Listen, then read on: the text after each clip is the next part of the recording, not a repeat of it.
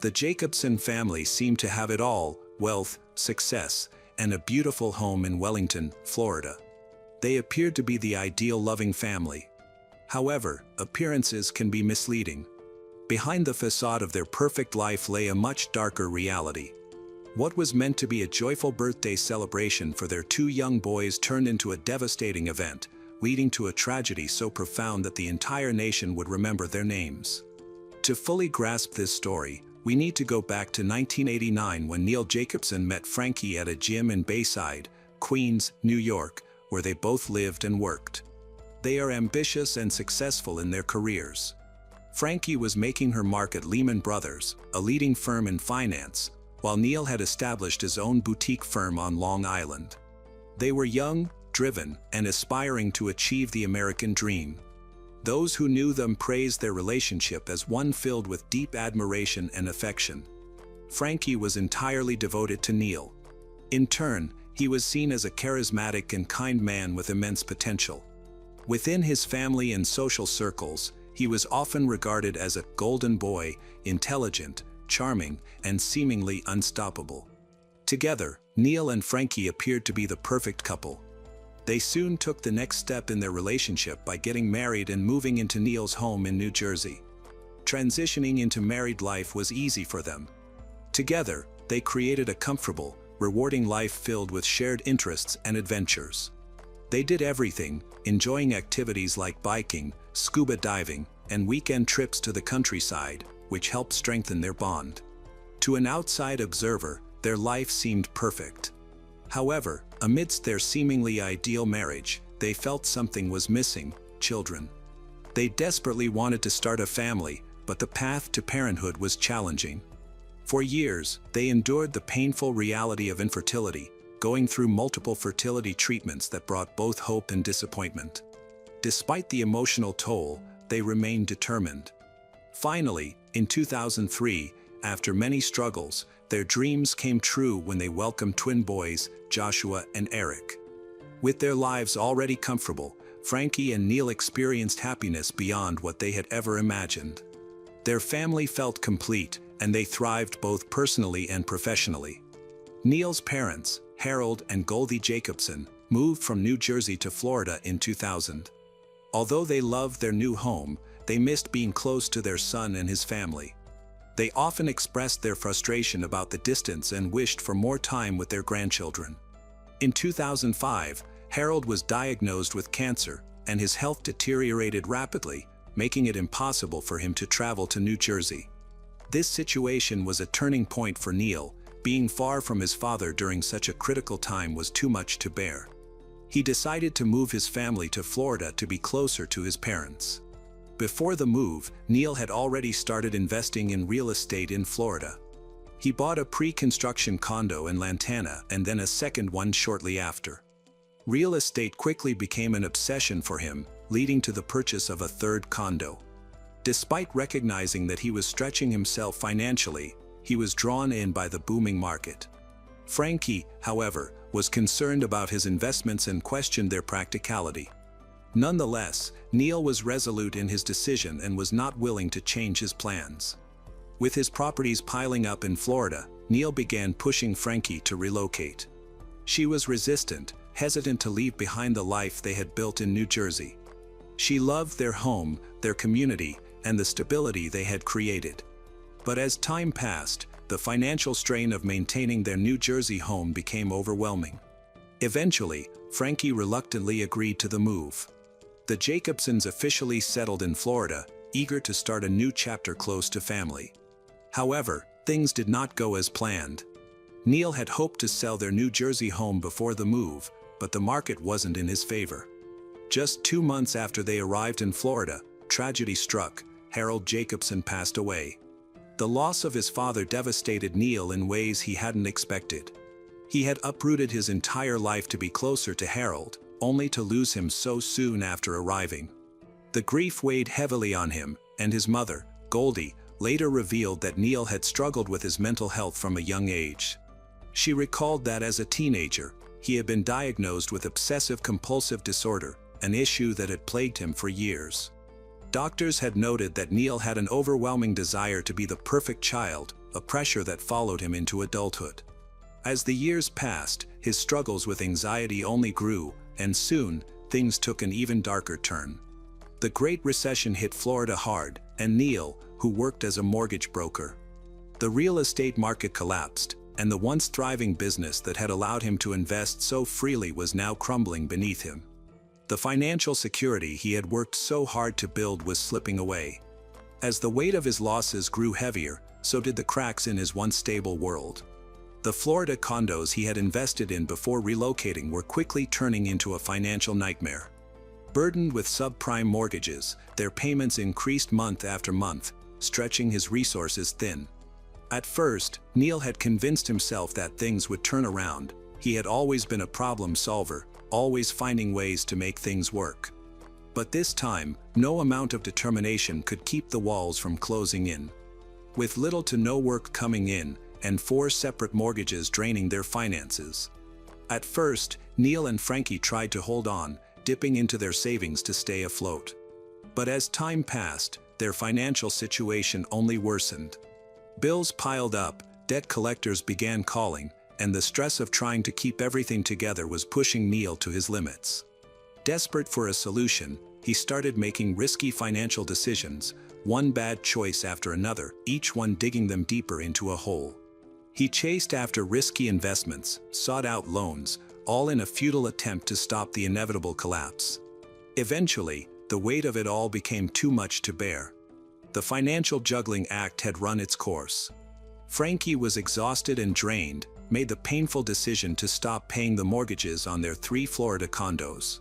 It was a move that felt like surrender, but they had no choice. There was simply no more money left to give.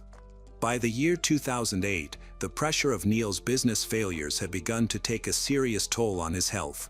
At first, it started with minor complaints, aches and pains that he couldn't quite explain, but as time went on, his symptoms worsened. He became sluggish, struggling to muster the energy for even the most basic tasks. His body felt heavy, and his mind clouded. He experienced random bouts of dizziness that left him feeling unstable, and he found himself unable to focus the way he used to. Concerned, he visited the family doctor, who ordered a blood test. In October, the results were troubling. Neil had elevated hormone levels, but there was no immediate explanation for his decline. As the weeks passed, his condition only worsened. The once energetic and determined man was now lethargic, withdrawn, barely functioning. He was eventually diagnosed with depression and transient peripheral vertigo, a condition that further contributed to his constant dizziness. In an attempt to help him cope, his doctor prescribed Zoloft, a common antidepressant. Neil, desperate to feel better, took the medication as prescribed, hoping it would offer some relief. But instead of improving, his mental state deteriorated further. A few days after starting Zoloft, he was called back to the doctor's office, where they added a prescription for Xanax. It was meant to ease his anxiety, but his family and friends quickly noticed that something wasn't right. Instead of stabilizing his mood, the medication seemed to send him spiraling even further into darkness. His paranoia intensified, his emotions became more erratic, and Neil they had once known began to fade before their eyes. Neil's sister, Deborah, became deeply concerned about her brother's rapid decline. She confided in their mother, worried about what he was going through. According to Deborah, Neil had started experiencing terrifying hallucinations. He had grown increasingly paranoid, convinced that someone or something was out to get him. Frankie, his wife, was just as alarmed. She desperate for support as Neil's behavior became more and more disturbing. He had completely withdrawn from the world, he refused to go outside, stopped engaging with friends and family, and even neglected his own hygiene. There were days when he wouldn't even shower, lost in a haze of fear and depression. His paranoia took a terrifying turn when he became obsessed with the idea that the FBI was watching him. He was convinced that federal agents were surveilling him, gathering evidence to have him arrested. He would talk about it constantly, warning anyone who would listen that they were building a case against him. His delusions became more elaborate. He was certain that his phone was tapped, that his home was under surveillance, and that at any moment, the authorities would storm in, take him away. His mother saw the full extent of his paranoia. One of the last times she visited him, Neil pulled her aside, his voice shaking with fear. He told her he was in big trouble, insisting that the FBI was coming for him, that he had done something terrible, though he couldn't seem to explain exactly what. The fear in his eyes was real, raw, and overwhelming. As Neil's mind unraveled, January 23, 2010. The darkness he had been wrestling with for months finally took over, and what happened next would shock everyone who had ever known him. That morning, Neil stood before his wardrobe, fumbling with the top shelf, his hands shaking as he retrieved a loaded gun. His wife, Frankie, still groggy from sleep, watched in confusion, not yet realizing the horror that was unfolding before her. Neil, with the gun in hand, stepped out of the wardrobe, his face hardening into something almost unrecognizable. Frankie's heart skipped a beat as the realization hit her. In an instant, panic took over. She leapt toward him, struggling desperately to wrest the weapon from his grasp. They tumbled to the floor, the fight becoming a chaotic blur of screams, desperation, and tears. In the midst of the struggle, Neil, in a violent frenzy, struck Frankie, knocking out her front tooth and slicing her finger. Despite the brutality of it all, Frankie didn't give up. She fought with all her strength, but Neil was too much, overpowering her in his disturbed state. With cold detachment, he stood, reloaded the gun, and turned the weapon on her. 2 shots rang out one after another, each striking her in the face, silencing her forever. But Neil's twisted path didn't end there, covered in Frankie's blood. He reloaded the gun and made his way to his son Eric's room. Eric, who had been lying on his stomach in peaceful sleep, was the next victim in the nightmare that Neil had somehow constructed in his mind. 2 bullets tore through Eric's body, but against all odds, the boy survived the first 2 shots. However, Neil was undeterred, his mind fixated on finishing what he had started. He grabbed a pillow and pressed it over Eric's face, ensuring his son wouldn't survive. 2 more shots, and Eric was gone. The house was eerily still now as Neil moved toward the next room, where his youngest son Joshua was sleeping. Joshua, blissfully unaware of the carnage around him, lay curled in his sheets. Neil's actions were methodical, almost as if he were following a script. He covered his son's face with a pillow, silencing him with 2 shots to the face. In a matter of moments, the vibrant lives of his family had been extinguished, with the blood of his wife and children staining his hands. Neil walked to the bathroom and turned on the shower. He stood under the water, numb, as if washing away the sins he could no longer escape. When the shower ended, he dressed, swallowed a cocktail of Vicodin and Xanax, in a haze, left his home. As he drove, the pills began to take effect, making him groggy and disoriented. Less than a mile from his mother's house, Neil passed out behind the wheel, swerving off the road and coming to a stop in the grass. Neil had initially planned to kill his mother, next before taking his own life. But in his twisted state, something inside him held him back. He later told the police that when he was at home, standing in a living room, he thought about going to heaven to be with his father, but he couldn't leave his mother alone, so he planned to take her with him. Thankfully, he never made it to her house. When the police found him, Neil was disoriented, barely conscious, and gripping the gun beside him. As they approached, he muttered, "I killed my family," in a dazed and broken voice.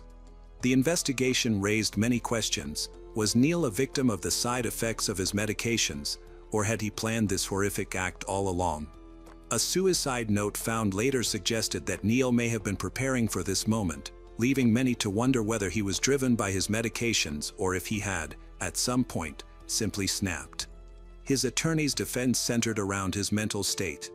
They argued that he had been suffering from severe depression, anxiety, and paranoia, all of which had been worsened by the medications he was taking.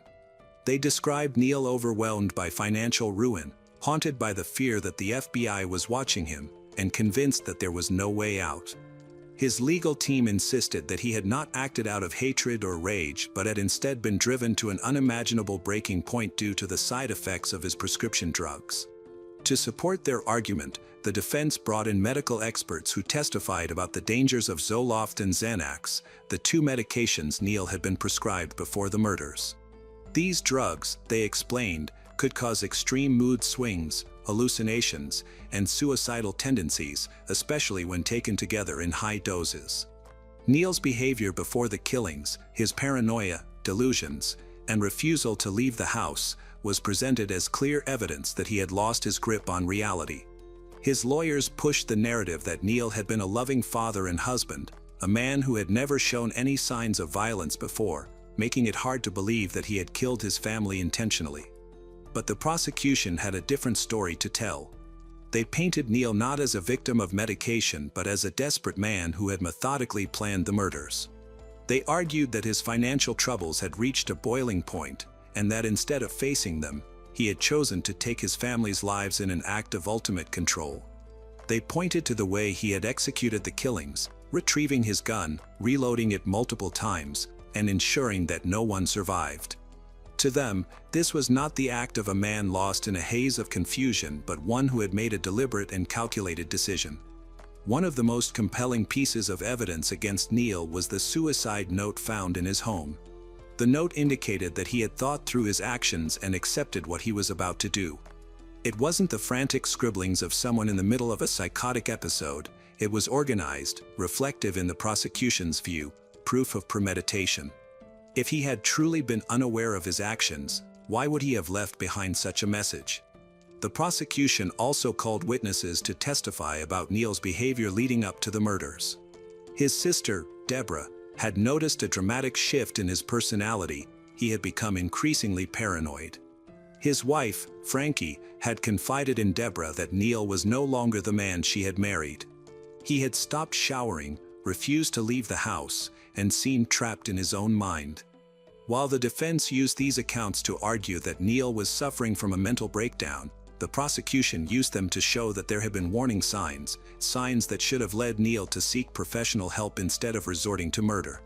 Neil's mother, Goldie, also played a heartbreaking role in the trial. She had been one of the last people to see him before the tragedy. She recalled how Neil had told her, "Mom, I love you, no matter what happens." The courtroom fell silent. At the time, she hadn't thought much of it, but in hindsight, it was clear he had been preparing for what he was about to do.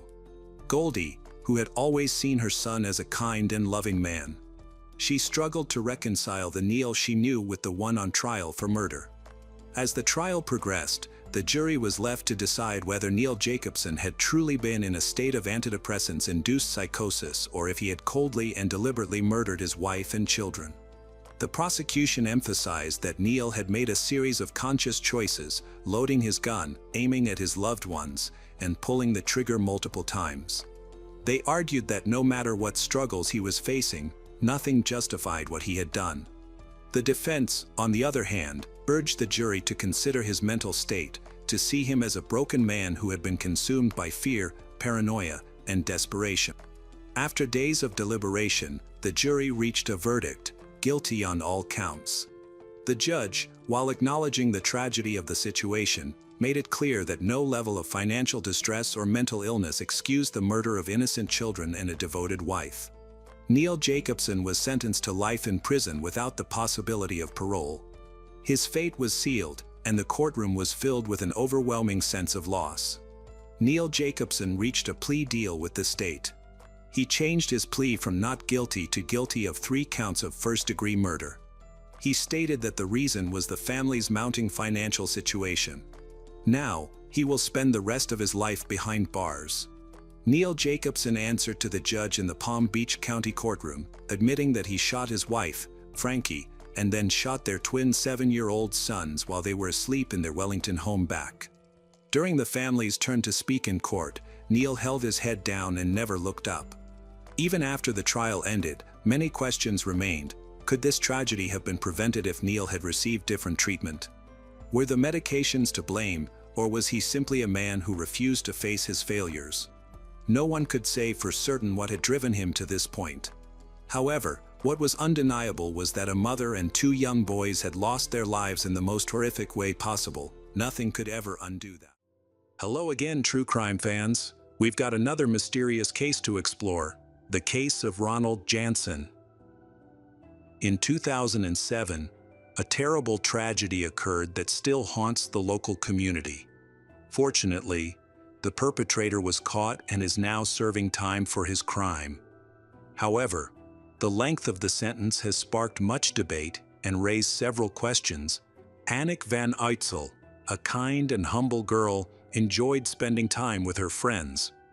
She excelled in school and had big dreams for her future.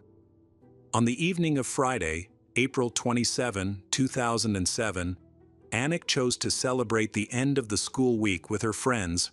She attended a Catholic gathering held at a small house in the countryside. Unlike the usual parties that can involve alcohol, drugs, and unhealthy activities, this event focused on providing safe and spiritual education for young people. The attendees ranged in age from 6 years old to teenagers and even adults up to 35 years old, all gathered to sing, play games, chat, and share their thoughts. That night, the atmosphere was filled with joy, laughter, and friendly conversations. Annick, who had been dancing with her friends, forgot about everything else. The party continued until 4 a.m. Afterward, Annick chose to cycle home with her friends. At a crossroads in the woods, they parted ways. In the morning, Annick's parents grew worried when she did not return home or even call. They began searching for their daughter, who was not answering their phone calls. Annick's parents learned that she had left the party at 4 a.m. and had not been seen since. She had not contacted anyone, which was unusual for her. Her family and friends joined in the search for Annick. Desperate to find their daughter, her parents contacted the police. They quickly took over the case and began searching for her. An official investigation was launched to understand the circumstances surrounding her disappearance. The idea that Annick had run away was quickly dismissed. All of her belongings were still at home, and she had not mentioned any plans to leave her parents. Annick had no boyfriend or savings to go out with. She was not depressed, had no conflicts, and had no enemies, so there was no reason for her to end her life. The police questioned her parents, friends, and everyone who attended the Catholic gathering. But no one seemed suspicious, and no one witnessed anything unusual. The police mapped out the route Annick took home that night. They meticulously checked the road, the corners, and all the surveillance camera footage from cameras along her usual route. Unfortunately, there were no cameras in the woods where she disappeared, leaving the investigation without any significant evidence. The police even explored other possible paths in the woods. There was speculation that Annick may have changed her route due to a fallen tree, or that she may have had an accident while cycling and was waiting for help. However, neither she nor her bike was found, as if they had disappeared completely. The police concluded that Annick was likely the victim of a crime, possibly a kidnapping, but no ransom demand was made, which was concerning. Despite this, people still hoped to find her alive, and the investigation remained active. The search was one of the largest in the country's history. In addition to the police, hundreds of volunteers were involved, including mounted officers, dogs, and helicopters. Police interviewed all local residents near the club and the area where Annick went missing, but no one had seen her. All efforts seemed to be in vain. Her parents distributed flyers with their daughter's photo and put up posters of Annick everywhere. They spoke to the media, begging for their daughter to come home and for any witnesses to come forward. The lack of leads made Annick's disappearance even more puzzling. Police found no signs of a struggle, no belongings belonging to Annick, and no other clues. They tried to track her missing cell phone, discovering that it had been turned on and off several times that night and the next morning, connecting to cell towers. Police and search teams scoured the areas where Annick's phone signal was detected but found nothing. On the evening of May 3, 2007, a passerby walking along the canal saw a large package floating in the water. Concerned, he called the police. At the time, the whole country was on high alert for Annick's disappearance, and the man feared that the package might contain her body. When divers arrived, they struggled to retrieve the package because it was unusually heavy. Upon examination, they discovered human remains inside, carefully packed with 2 bricks to weigh it down and prevent it from floating. The killer may have underestimated the strong currents of the canal and the effects of decomposition. Identifying the victim proved difficult due to the state of decomposition and water damage. A forensic expert was only able to confirm that the remains belonged to a girl. Police suspected that it could be Anik, who had recently gone missing, and her dental records eventually confirmed this. An autopsy revealed that Anik had died from blunt force trauma to the head, with a fractured skull and signs of assault. The news devastated Anik's family, who had hoped for her safe return. The brutal nature of the murder raised concerns in the community, highlighting that the perpetrator was dangerous and posed a threat to society. The investigation faced significant challenges. Although the area where the body was discovered was thoroughly searched, no evidence was found that could help solve the case. The only potential clue was Anik's missing bicycle, which may have had the attacker's fingerprints on it. More than a year later, on August 26, 2008, Anik's bicycle was found 50 kilometers away in Leuven. It was discovered in a suspicious location, suggesting that the perpetrator had deliberately hidden it. Additionally, the bicycle had been repainted. Unfortunately, the perpetrator had been very careful to remove any traces, and no fingerprints or other evidence were recovered from the bicycle. On January 3, 2010, almost 3 years after Anik's disappearance, emergency services responded to a report of a fire. Firefighters discovered an Opel Corsa burning on the road.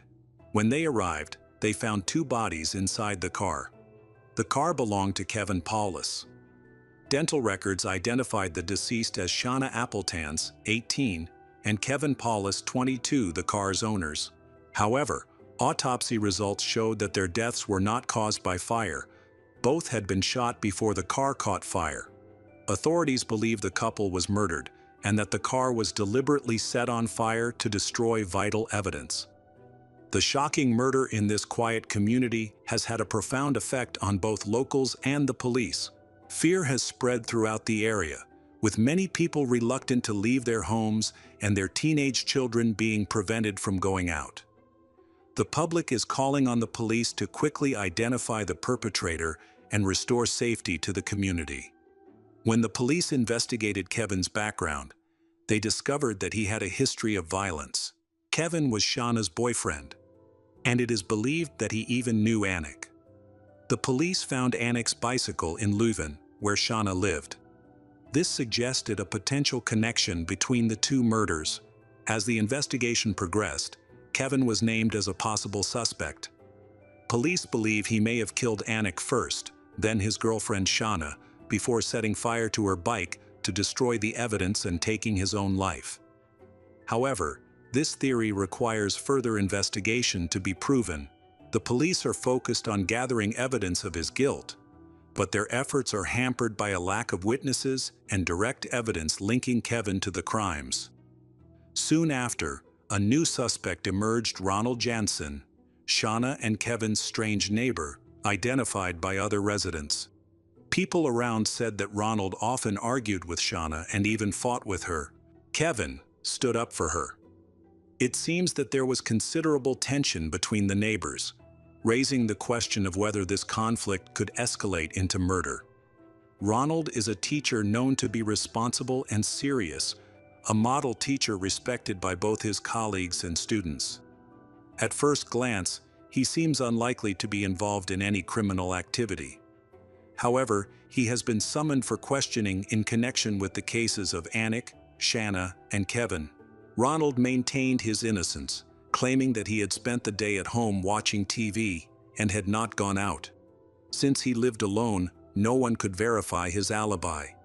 Ronald stated that the conflicts between him and the young couple, Kevin and Shauna, were due to their constant insults and rude behavior, which led to arguments. He denied ever fighting with them, describing himself as a polite person. However, the police found his statements concerning because they were not convincing. They obtained a search warrant for his home, and during the search, they discovered a gun hidden in a bag of cat food. Ronald could not explain why he had the gun and quickly became agitated. Eventually, Ronald admitted to killing Shauna and Kevin.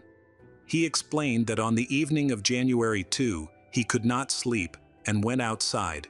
While he was out, his noisy neighbors, Shauna and Kevin, arrived and immediately began taunting and insulting him, as they often did. In a fit of rage, he lost control and ran home to get a gun and 3 gas cans. Upon returning outside, he found that Shauna and Kevin had already left. He knocked on their door, and when Shauna answered, he threatened her with the weapon. He forced them both into his car and drove away from the city. Kevin was driving. Ronald was in the front passenger seat, holding a weapon and pointing it at Kevin, while Shauna was in the back seat, unable to escape. She cried and begged Ronald to let them go. They drove for about 30 minutes until Ronald found a suitable deserted area. He ordered them to stop and shot Kevin twice in the temple, killing him instantly. Frightened, Shauna began to cry even louder and begged for her life. Ronald demanded that she be intimate with him, promising to release her afterward. Reluctantly, she agreed. However, after they were intimate, he realized that he could not spare her life because she might call the police. Coldly, he killed her as well. Ronald then moved Kevin's body into the trunk of his car, drove to a location closer to his home, and burned the car to destroy all evidence. He walked home through the fields and arrived at 4 a.m. Once home, he showered, burned his clothes, and threw the murder weapon into a ditch. Despite a thorough search, the weapon was never found. Ronald knew how to evade justice, so he carefully washed the blood and gunpowder residue off his hands. Eventually, Ronald Jansen was arrested, and the police began collecting evidence to prosecute him. Ronald was born on February 6, 1971, in Boorsum, Limburg Province, Belgium. He was the third of 4 children in his family. His father worked as a miner, and his mother was a cleaner. Despite being a diligent student, Ronald faced bullying from his classmates due to his speech difficulties. Frustrated, he attacked his bullies with a baseball bat, which resulted in his suspension. After this incident, his mother enrolled him in another school, but the challenges continued. At home, Ronald suffered physical and mental abuse from his father. The fear of returning home and the constant violence caused him to have trouble sleeping. At one point, Ronald considered taking his own life or harming his father. Ultimately, he chose the latter. Ronald's father was diabetic and required insulin injections. Ronald switched the insulin with a dangerous substance, which his father accidentally injected. Although his father survived, he realized what Ronald had done. Instead of reporting Ronald to the police, he chose to abuse him even more. As a result, Ronald ran away from home and moved to a distant place. Using his skills, he enrolled in a university and eventually moved to Leuven. To support himself during his studies, Ronald worked part-time. Although he earned little money, he managed to save. In 1993, he graduated and began his career as a teacher. During his final year of study, Ronald met a girl named Natalie. She was from the Netherlands, 3 years older than him, and both attractive and kind. The young couple developed a strong relationship and began dating. After 2 years, they got married. For a while, they moved frequently because of Natalie's job. However, Ronald easily found teaching positions and quickly became a respected educator at every institution he joined. Eventually, they settled in Loxbergen, where Ronald began teaching not only computer science, but also mathematics and economics at the university. Intelligent, well-educated, and approachable, Ronald became popular among his colleagues and students. He enjoyed hiking outdoors, which helped him manage his insomnia. Ronald and Natalie dreamed of having a large family. Their first daughter was born in 1998, followed by their second daughter 3 years later. Unfortunately, having children began to put a strain on their marriage. Misunderstandings and conflicts arose between them. Ronald, who had long struggled with sleep problems, found it even harder to rest due to the constant crying of his newborn.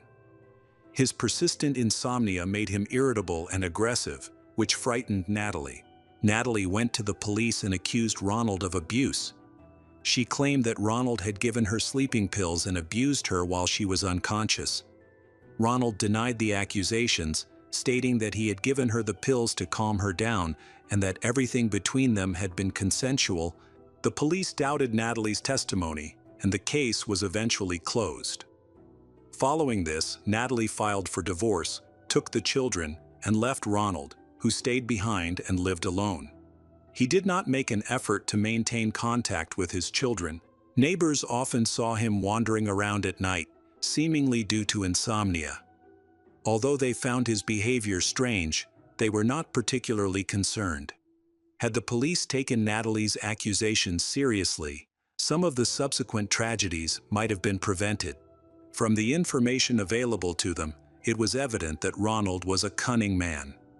His intelligence allowed him to destroy evidence and evade responsibility. Criminals like Ronald are among the most difficult to catch, and holding them accountable for their actions is an extremely challenging task. Surprisingly, Ronald admitted to killing Anik in 2007 and confessed to 3 other instances of abuse committed in a dormitory in Leuven during his university years. He claimed that he did not know the victims' names, could not remember the dates of the attacks, and could not describe the victims because it was too dark to see their faces. Ronald insisted that Anik's murder was accidental. According to Ronald, he could not sleep, so he drove to another city, where he encountered Anik cycling through the neighborhood. He blocked her path with his car, frightening her. Anik abandoned her bike and tried to run away, but Ronald caught her, tied her hands, and forced her into his car. He brought her to his home. Ronald claimed he had no intention of abusing or killing her, stating that he only wanted her to sleep in bed with him overnight and planned to release her the next morning. However, the next morning, Ronald got into an argument with his neighbors, Shauna and Kevin, who insulted him. Fearing that Anik might remember his identity and report him to the police, Ronald decided to kill her. At the same time, he also decided to abuse her. Ronald hit Anik in the head with a hammer in the bathroom and wiped the area with cleaning products to eliminate evidence. However, the police did not believe his explanation. They suspected the murder had a much deeper motive, and it appeared that Ronald had planned to kill her. The public was shocked when the truth was revealed. No one could believe that Ronald, a seemingly respectable man, could have committed such horrific crimes. Ronald's attorney sought to highlight his mental abnormalities and requested a psychiatric evaluation.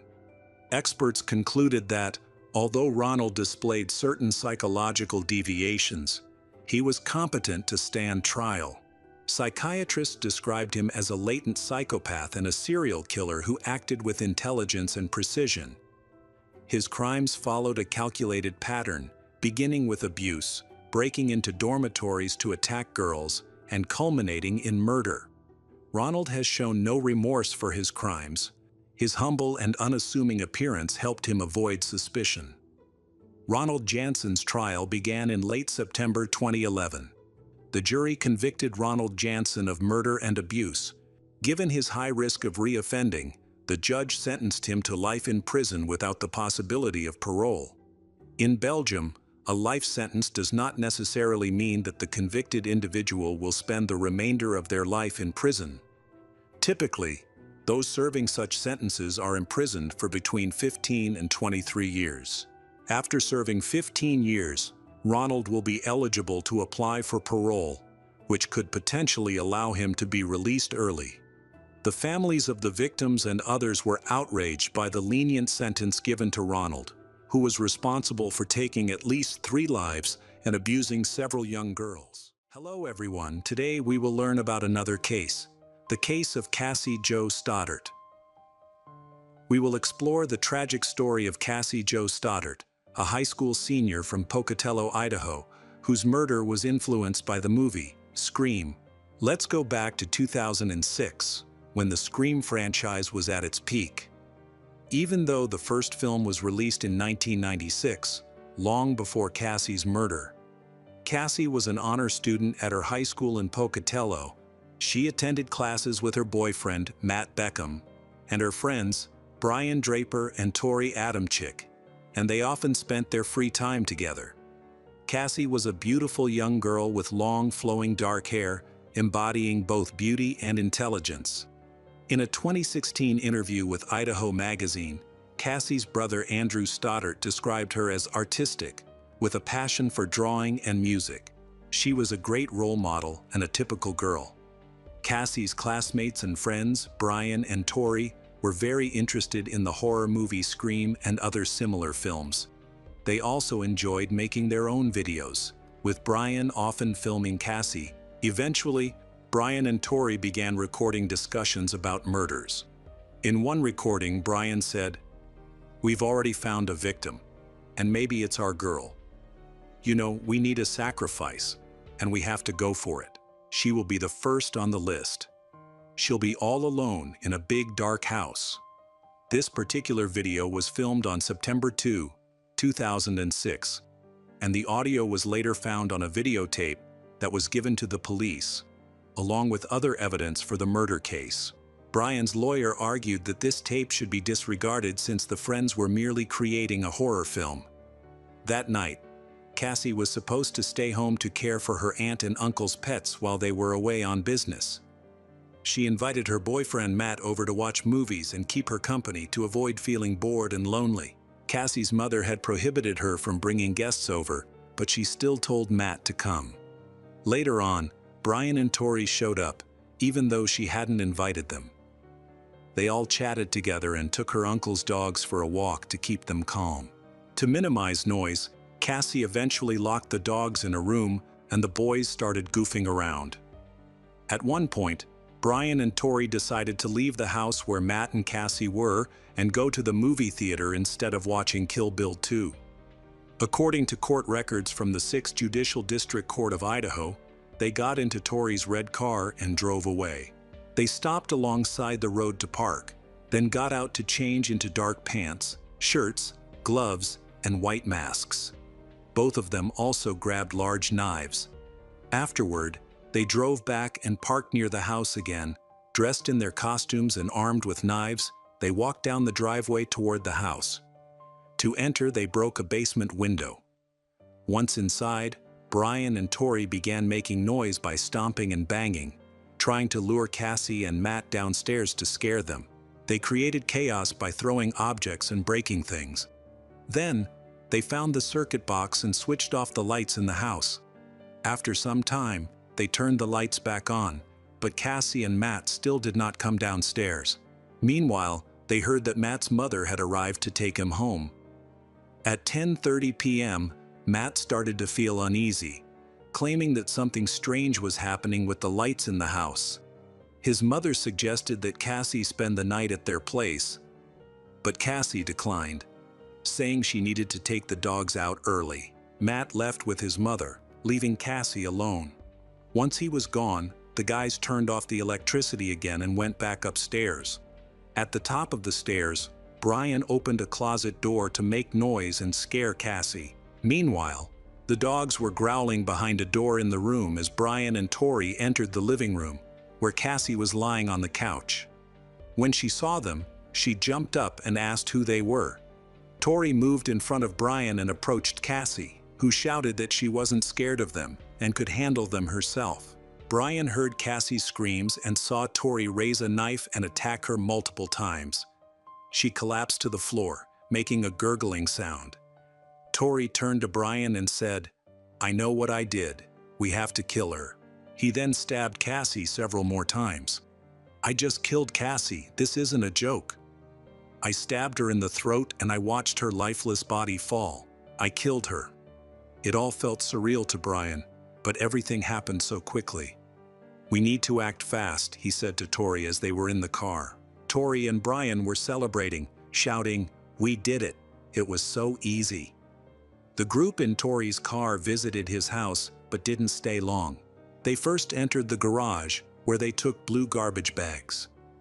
After removing their costumes, they packed the costumes and knives into the bags and changed into pre-prepared street clothes. They also grabbed a bottle of liquid and placed everything in the back seat of Tori's car before leaving the garage. On their way, they bought matches and drove to Black Rock Canyon. There, they went down a trail to try to burn the bag containing the costumes and knives. However, the liquid wasn't very flammable, so the items wouldn't catch fire. As a result, Tori and Brian dug a hole and buried everything, covering it with branches. Afterward, they drove around the area for a while before returning to Tori's house to watch a movie. Cassie's aunt and uncle, Allison and Frank Contreras, returned on September 24. When she hadn't heard from her daughter at the expected time and hadn't received a call, Cassie's mother went to their house soon after. Frank, Cassie's uncle, came out to meet her mother and wouldn't let her inside because Cassie's body had been found on the living room floor, with dried blood around it. The police were called and they advised not to touch anything. When the officers arrived, they took the body for examination and began their investigation. They discovered that the intruders had broken a window to enter through the basement, which was in disarray, and the electrical panel was open, raising further questions. There were 2 Dobermans locked in separate rooms. If they had been nearby, they would have prevented anyone from getting close to the girl. This raises the question of why Cassie locked them up, as a stranger would not have been able to do so. The autopsy showed that Cassie died from multiple stab wounds, 26 in total, with at least 9 being fatal. These wounds impacted her heart, lungs, and liver, leaving her with no chance of survival.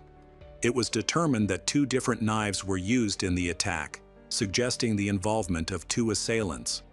There was no evidence of abuse assault, and her death occurred overnight between September 22 and 23. The first person questioned was Cassie's boyfriend, Matt. He explained that on the evening of September 22, he was at Cassie's house when Brian and Tori arrived. However, after an hour, they grew bored and left. On September 23, Matt attempted to contact Cassie by phone but received no response. He was unable to visit her house to check on her because he lacked transportation. His family had only 1 car, which his mother took to work. Matt found out about Cassie's murder on Sunday, September 24, when Cassie's mother called him to ask what he had done with her daughter. Matt thought that Brian and Tori treated Cassie well and might have even had feelings for her, as they sometimes flirted. During a detailed interrogation with Tori on September 24 at his home, where his parents were present, Tori stated that he and Brian had gone to a party with Cassie and Matt. However, since no one else showed up, they decided to leave her and Matt alone, and they went to the movie. When asked for more details, Tori could not recall any specifics about the movie they claimed to have watched, only mentioning that after the movie, he and Brian returned home. The following day, the police interviewed Brian with his mother present. Brian's version of events that evening closely matched Tori's. They left Cassie to go to the cinema, but like Tori, Brian couldn't recall the plot of the movie they supposedly watched 2 days earlier. He expressed distress upon hearing about Cassie's death and had trouble accepting that she was gone. When officers spoke with the cinema attendant, she confirmed that neither Tori nor Brian had actually been to the movie, as she recognized them and would have remembered their presence. This prompted the police to take a closer look at the friends. On September 25, the detective interviewed an anonymous individual at a high school, which revealed the following information. Tori and Brian had a strong fascination with knives, guns, and horror movies. They were so passionate about these films that they even wrote a screenplay centered around a murder. The witness reported that Cassie had asked her friends to film her for this project, and about 2 months prior, Tori had allowed Cassie to read the script. Tori expressed his enjoyment of movies like Scream and Friday the 13th, and he owned a collection of knives stored in his bedroom closet. Additionally, he had created a glove similar to the one seen in A Nightmare on Elm Street. The witness also noted that Tori bragged about being capable of committing the perfect crime, attributing this confidence to his extensive viewing of murder films and his habit of taking notes on evading capture. At school, Tori would often joke around by pretending to hit others and simulating throat-cutting gestures. On September 22, 2006, Tori had invited this witness to Cassie's party, but she declined. Furthermore, the police found out that Tori had been in love with Cassie for the past 2 to 3 years. On September 27, 2006, Brian and Tori were arrested and charged with first-degree murder and conspiracy to commit murder.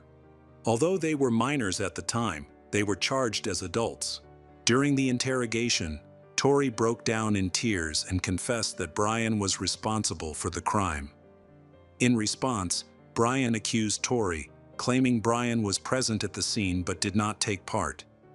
He insisted that their intention was only to scare Cassie, not to kill her. However, Brian later admitted that he had struck Cassie at Tori's command. He also led investigators to the locations where they burned their costumes and buried the unburned items. The police excavated the area and discovered 2 masks, clothing, shoes, and knives. Tori and Brian had removed their socks and buried everything since the clothing and shoes were covered in blood. They had planned to change outfits beforehand. Most notably, the police found a videotape at the bottom of the pit that provided undeniable evidence of the crime. The 40-minute recording showed Tori and Brian painting masks they had bought from a store. Later in the video, they recorded a message to future serial killers, wishing them success and discussing their plans to target Cassie and her boyfriend, Matt. Fortunately, Matt's mother insisted he go home that day, which ultimately saved him. The tape also featured an interview that Tori conducted with Cassie and Matt on the afternoon of September 22, during which he indicated on screen that the two would soon be killed. Additionally, during a search of Tori's house, the police found a red notebook containing notes about planning a murder, as well as a list of 20 people that Brian and Tori intended to kill over the next 2 years, targeting one person each month. As investigators looked into the individuals on the list, they discovered that it included teachers, friends, girlfriends, and even a relative. The police were startled to uncover the connections these potential victims had with Tori and Brian, as most of these relationships appeared normal. Many people were shocked to learn that they were being targeted for murder. It's important to note that Tori and Brian did not fit the mold of typical victims of bullying or abuse. They seemed perfectly normal. Brian Draper was found guilty on April 17, 2007, and Tori Adamczyk was found guilty on June 8, 2007. On August 21, 2007, both received mandatory life sentences without the possibility of parole for first-degree murder, and an additional 30 years for conspiracy to commit murder. They began serving their sentences in a correctional facility in Idaho. The verdict upset the families of both Tori and Brian, who had hoped for leniency due to their young ages. Tori's relatives were especially outraged. In 2010, the attorneys for Brian and Tori filed separate appeals to the state Supreme Court, but both were denied.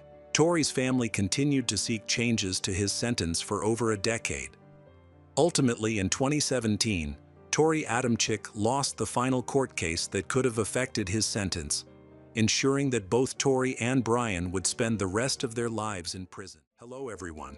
Today we will learn about another case, the case of Susan Bailey.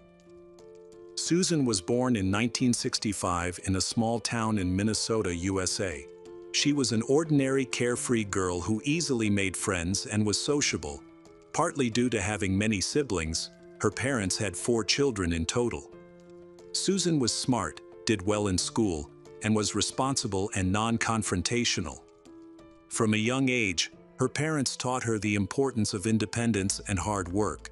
After graduating from high school, Susan enrolled in a local college. To avoid burdening her parents financially while paying for her education, she took a job as a saleswoman. It seemed like everything was falling into place for her. However, she never enjoyed the cold and gray weather of Minnesota and dreamed of moving south. After completing her studies, she decided to relocate to another state. This decision led Susan to the sunny beaches of California. fulfilling her childhood dream. There, she quickly found a job in retail and met a man, Mr. Bailey, who would become her husband. He was calm and reserved, pursuing a military career. They married in 1988. Although Susan's family disapproved of her choice due to the challenges of Mr. Bailey's profession, they ultimately accepted her decision. In the following years, they moved several times because of her husband's military service. While he worked, Susan spent most of her time at home and felt unhappy with this lifestyle. However, he promised to leave the military after his contract ended, which he did in 1990. They then returned to California, and Susan decided to become pregnant with their first child, a girl named Jennifer. 4 years later, they welcomed another child. They chose to focus on their careers to support their growing family. During this time, Susan found success in her retail career and became the primary breadwinner, while her husband struggled in his job. They switched roles, with him taking on the role of a stay-at-home dad, and Susan working to provide for the family. This change was made possible when Susan accepted a job with a new clothing company. In 1997, she was promoted to regional manager of Texas, which came with significant responsibilities. Susan realized she couldn't turn down this opportunity. She and the children relocated to Texas, where they decided to settle in a small town called Denton. In 2000, the Bailey family purchased a house with 4 bedrooms, a living room, and a separate playroom in the small town. It seemed like a perfect place for a peaceful family life. As Susan became part of the local community, she met her neighbors. They had children of school age and lived across the street. They spent a lot of time together, discussing local news. However, Susan later discovered something troubling. Whenever Jennifer visited the neighbor, she would leave with items in her hands. After these visits, the neighboring family noticed that money and belongings were missing, leading them to suspect that Jennifer was stealing. Despite this, her neighbor never brought up her concerns with Susan, possibly thinking that Susan was too busy with work and did not want to burden her with additional problems. As a result, the relationship with the neighbors became strained. Susan's son David faced several challenges. He struggled with bedwetting, which required her to change the bedding nearly every day, causing her stress. Additionally, David had behavioral issues and frequently got into trouble. However, these problems were minor compared to the bankruptcy of Susan's company, which led to her losing her job and significant income, severely impacting their family. At that time, she had started her own small cosmetic shop, but it did not compensate for the loss of her managerial position in a large firm. Eventually, she found work at another clothing store, but her new salary was much lower than her previous earnings. During this period, Susan realized her independence, while her husband struggled to find a job to support her.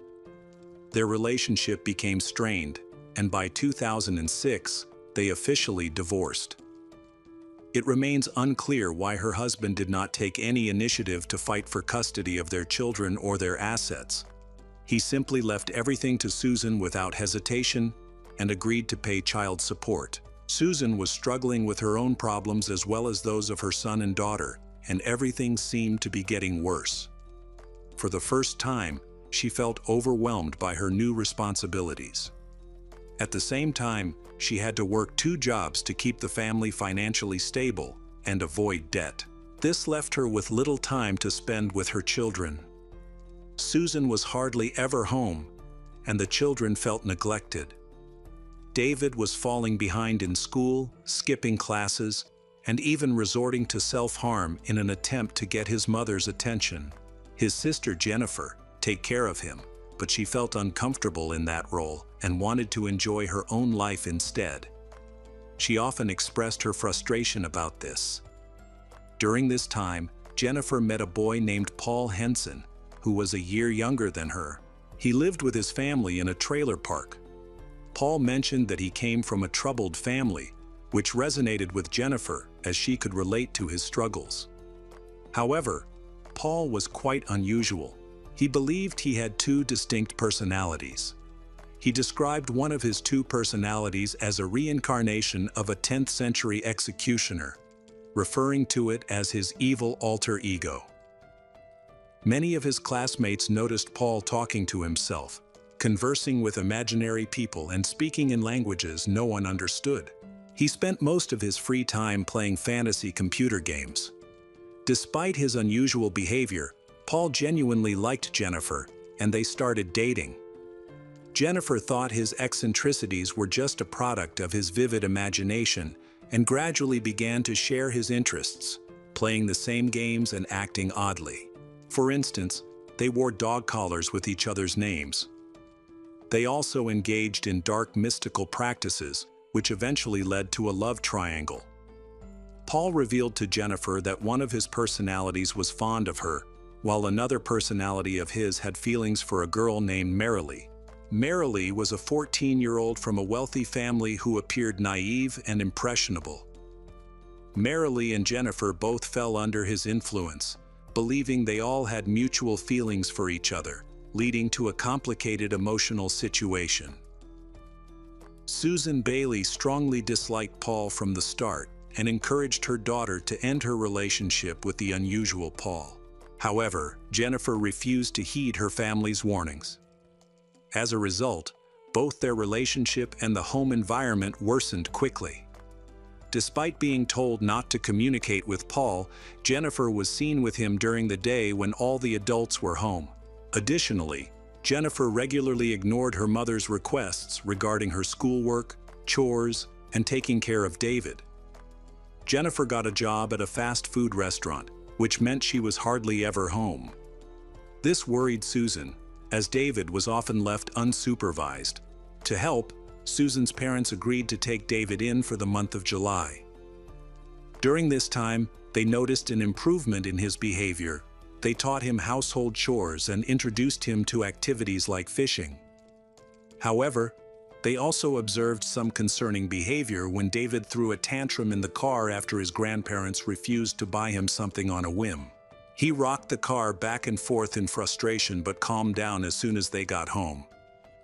This incident made his grandmother realize that David was struggling with emotional issues. Determined to help David, his grandparents began taking him to various doctors and clinics. His grandmother wanted him to stay longer so they could address his problems, but Susan was reluctant to let him stay for too long. Eventually, she bought a ticket and insisted that David return home. When he did, he surprised his mother and sister with his good behavior, and even brought Jennifer a small gift. At this point, Susan had been considering buying a car for Jennifer to make her commute to work easier, but Susan realized she didn't have enough money. Jennifer was unhappy about this and insisted she needed a car for convenience. Her mother asked her to be patient. A month later, Susan was shocked to receive a bill for the children's phone services that totaled $1,500. She found out that Jennifer had been spending all her free time talking to Paul, while David was frequently online, which led to high charges. Susan explained to her children that this was unacceptable and urged them to reduce their phone usage. Shortly after, Susan received a notification that Jennifer had spent an additional $200 on phone calls. Furious and already facing financial difficulties, Susan confronted Jennifer, who claimed that her paycheck had been delayed and that she intended to cover the costs herself. At that point, Susan decided to contact the restaurant where Jennifer worked to inquire about the delay in her daughter's pay. For the past month and a half, Jennifer had not shown up for work, so there was no paycheck for her. This shocked Susan, who realized that Jennifer had been dishonest. Instead of working, she had been spending time with her boyfriend. The next day, Susan at work, leaving David home alone, wandering around the courtyard of the house without clothes, which scared the neighbors. At that moment, Susan understood that she had lost control over her children and felt powerless to change things. To support the family, she had to work all the time. By the end of September, the situation had worsened. Jennifer decided to take advantage of her mother's constant work schedule. She started inviting Paul and Marilee over to the guest room, where her father used to live, spending time with them while Susan was away. When Susan was home, they acted like good guests, but as soon as she left, they behaved rudely. David was aware of everything but kept it a secret from Susan, supporting his sister and her friends. Eventually, they all grew tired of their parents' restrictions on their lives. This frustration led to a dangerous plan to kill Jennifer's mothers and Marilee's mothers, as well as Paul's parents. The trio became involved in various criminal ideas, including poisoning Susan with crushed prescription pills or arranging for her to be electrocuted in the bath. They also considered using a baseball bat, knives to cause serious injury. Paul even thought about shooting his father and stepmother, while Marilee planned to stab her mother while she slept. In the final phase of their plan, the teenagers intended to steal Susan's car, take their parents' money, and escape to Canada. On September 22, 2008, 14-year-old Marilee White had been missing for several days and had not answered her phone. Concerned, her mother reported her daughter as missing. Marilee's friends were also unable to contact her. Marilee's mother took action by distributing flyers with Marilee's photo and contacting the police. Fortunately, a patrol found Marilee wandering aimlessly on the outskirts of town and brought her home. During this time, Marilee revealed that Paul, a friend, had abandoned her. The police persuaded her not to run away again, and it appeared that she had calmed down. However, on the morning of September 23, 2008, Marilee's mother woke up feeling a strange presence. When she opened her eyes, she saw Marilee standing over her bed with a large kitchen knife. Instead of attacking, she reacted defensively as Marilee demanded the car keys to drive to the Bailey family's house. Marilee planned to gather others and escape to Canada. Although she reluctantly gave her the keys, she prevented Marilee from leaving. As soon as Marilee stepped outside, she called the police. Authorities intercepted Marilee and took her to a juvenile detention center. There, Marilee told her cellmate about a plan to kill their parents, but nobody took her seriously. At this time, Paul Henson waited for his father and stepmother to leave their trailer in the morning to go shopping. He broke into his father's room and took his .22 caliber handgun. He intended to shoot them when they returned, but they unexpectedly stopped at a movie theater and then went to visit friends, which delayed him return. Frustrated by the wait, Paul decided to leave and went back to Susan's house. That evening, Marilee was released from custody, and at the same time, Paul's parents reported him missing. The next day, September 24, David took a large knife with him to school. When the school administration learned about it, they issued a written warning to his mother. Susan put the warning on the refrigerator, but was too busy to address it right away. The following day, a police officer approached her to inform her about the search for Paul Henson, suggesting he might be at their house. Although she couldn't find him there, she noticed clear signs that he had been visiting frequently. The detective asked for permission to enter the house and talk to Jennifer, and she agreed. From the beginning, Jennifer seemed nervous. The detective knew about the teenager's deceptive plan and decided to ask Jennifer where Paul was. She said she hadn't seen her boyfriend since Saturday. The detective then requested to speak with her alone, but her mother, Susan, refused. Suspecting that Paul might be hiding in the house, the detective asked to search the premises, but Susan denied the request, stating that a warrant was needed. As a result, the detective left without any new information. The search for Paul continued, and another police officer arrived at the Bailey home. This time, Susan was informed that there were reports suggesting Paul might have a missing .22 caliber pistol from his father's trailer. Worried about safety, she reluctantly allowed the search, although she was not happy about it.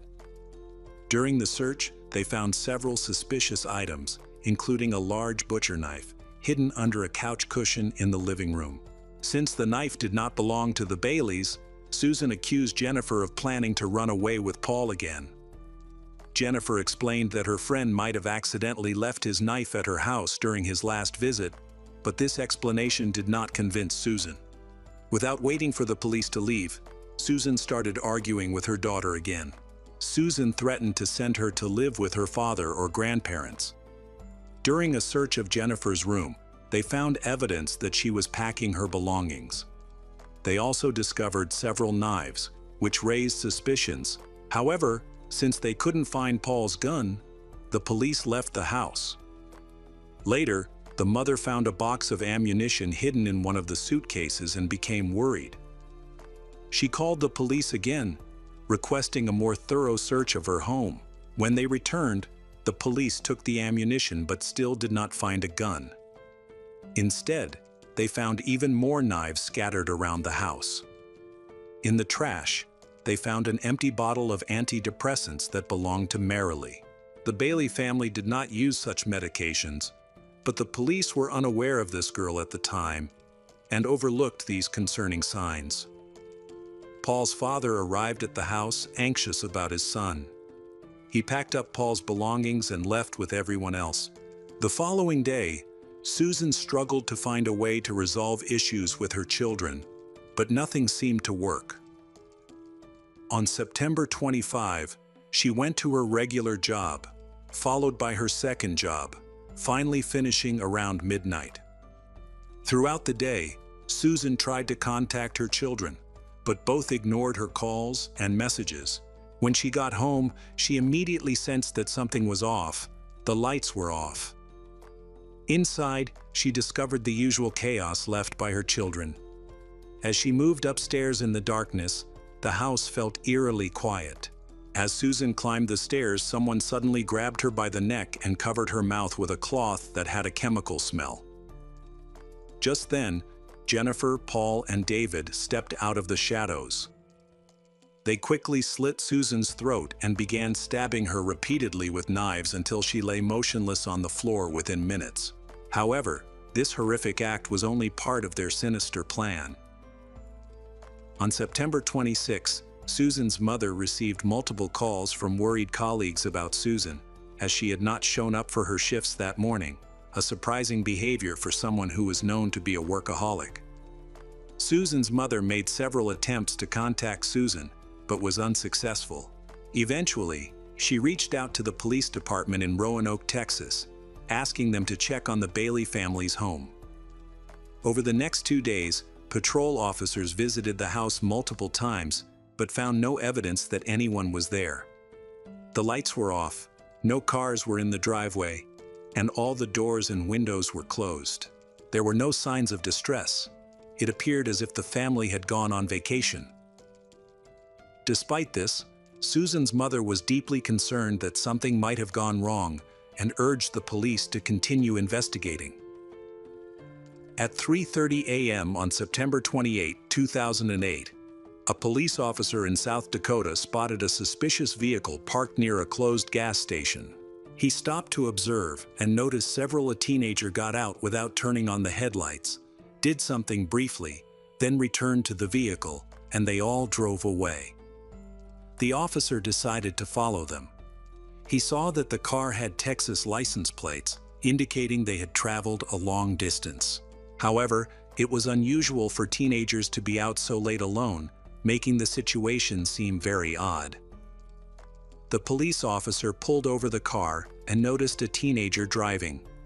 In the passenger seat was another minor, a girl, and in the back seat was a younger boy with a large dog.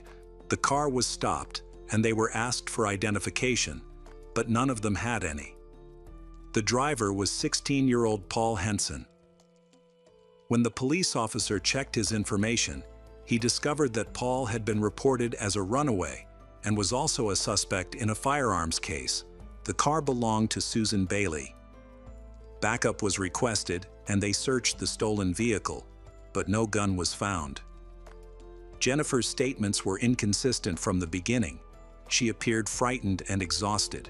Meanwhile, Texas police were alerted that the missing persons had been located. When Texas detectives heard this, They realized that Susan would never have allowed her children to travel that far without her. They suspected that something had happened to her and decided it was time to thoroughly investigate the Bailey home, especially after numerous requests from Susan's parents and colleagues. Upon entering the house, the detectives were immediately hit by a strong smell of decomposition. On the first floor, they found only a plate of pudding that had fallen on the floor. Forensic analysis later revealed that the pudding was laced with drugs. On the second floor, at the top of the stairs, they discovered Susan lying face down, blood everywhere. She had suffered 26 stab wounds and had been brutally beaten with a blunt object. The bathtub was filled with water, and an electric cord with exposed wires was hanging from the curtain plugged in. It appeared that someone had meticulously planned multiple methods to murder her. The smell of decomposition mixed with the smell of toiletries. A receipt found in the house confirmed that 13-year-old David had purchased these cleaning supplies at a local Walmart at the indicated time. In Jennifer's room, investigators found a diary in which she detailed plans for committing murder and starting a new life with Paul in Canada. They also uncovered additional evidence, including freshly cut hair belonging to Paul, clothing stained with Susan's blood, and DNA traces from Jennifer and David. It was clear that the teenagers had not effectively cleaned up the murder scene. The three suspects were detained in Texas, while a dog associated with them was taken to a shelter. The juvenile offenders quickly began to speak. Paul Henson accused David of the murder, claiming they all fled their town to protect the boy from the authorities. When detectives questioned David, he admitted to killing his mother and laughed. The detectives were taken aback. They did not expect such a response from a 13-year-old. Jennifer placed all the blame on Paul, insisting that she and her brother had done nothing wrong. The only person who avoided severe punishment was Marilee White, who was not in the car and had no evidence linking her to Susan's murder. However, she remained under police scrutiny for a long time and was questioned multiple times. Eventually, Marilee confirmed her friend's boyfriend's claims that they had planned to kill their families. She shared many details about their relationships. According to Marilee, Paul, Jennifer, and she had become very close. Paul enjoyed being intimate with both girls simultaneously, arguing that since he was dating Jennifer and had a separate relationship with Marilee, it wasn't cheating. The group engaged in occult practices, including cutting themselves and drinking each other's blood. Jennifer's plan was to kill all their parents, escape to Canada, and start their own commune. Because of her cooperation with the police, no charges were filed against Marilee. She was compelled to testify at the trial against the other conspirators. Based on her testimony, the prosecution believed that Jennifer ambushed her mother in a hallway on the second floor and attacked her with a bat, while Paul Henson came from behind and cut her throat. David also took part in the crime and inflicted superficial stab wounds on her body.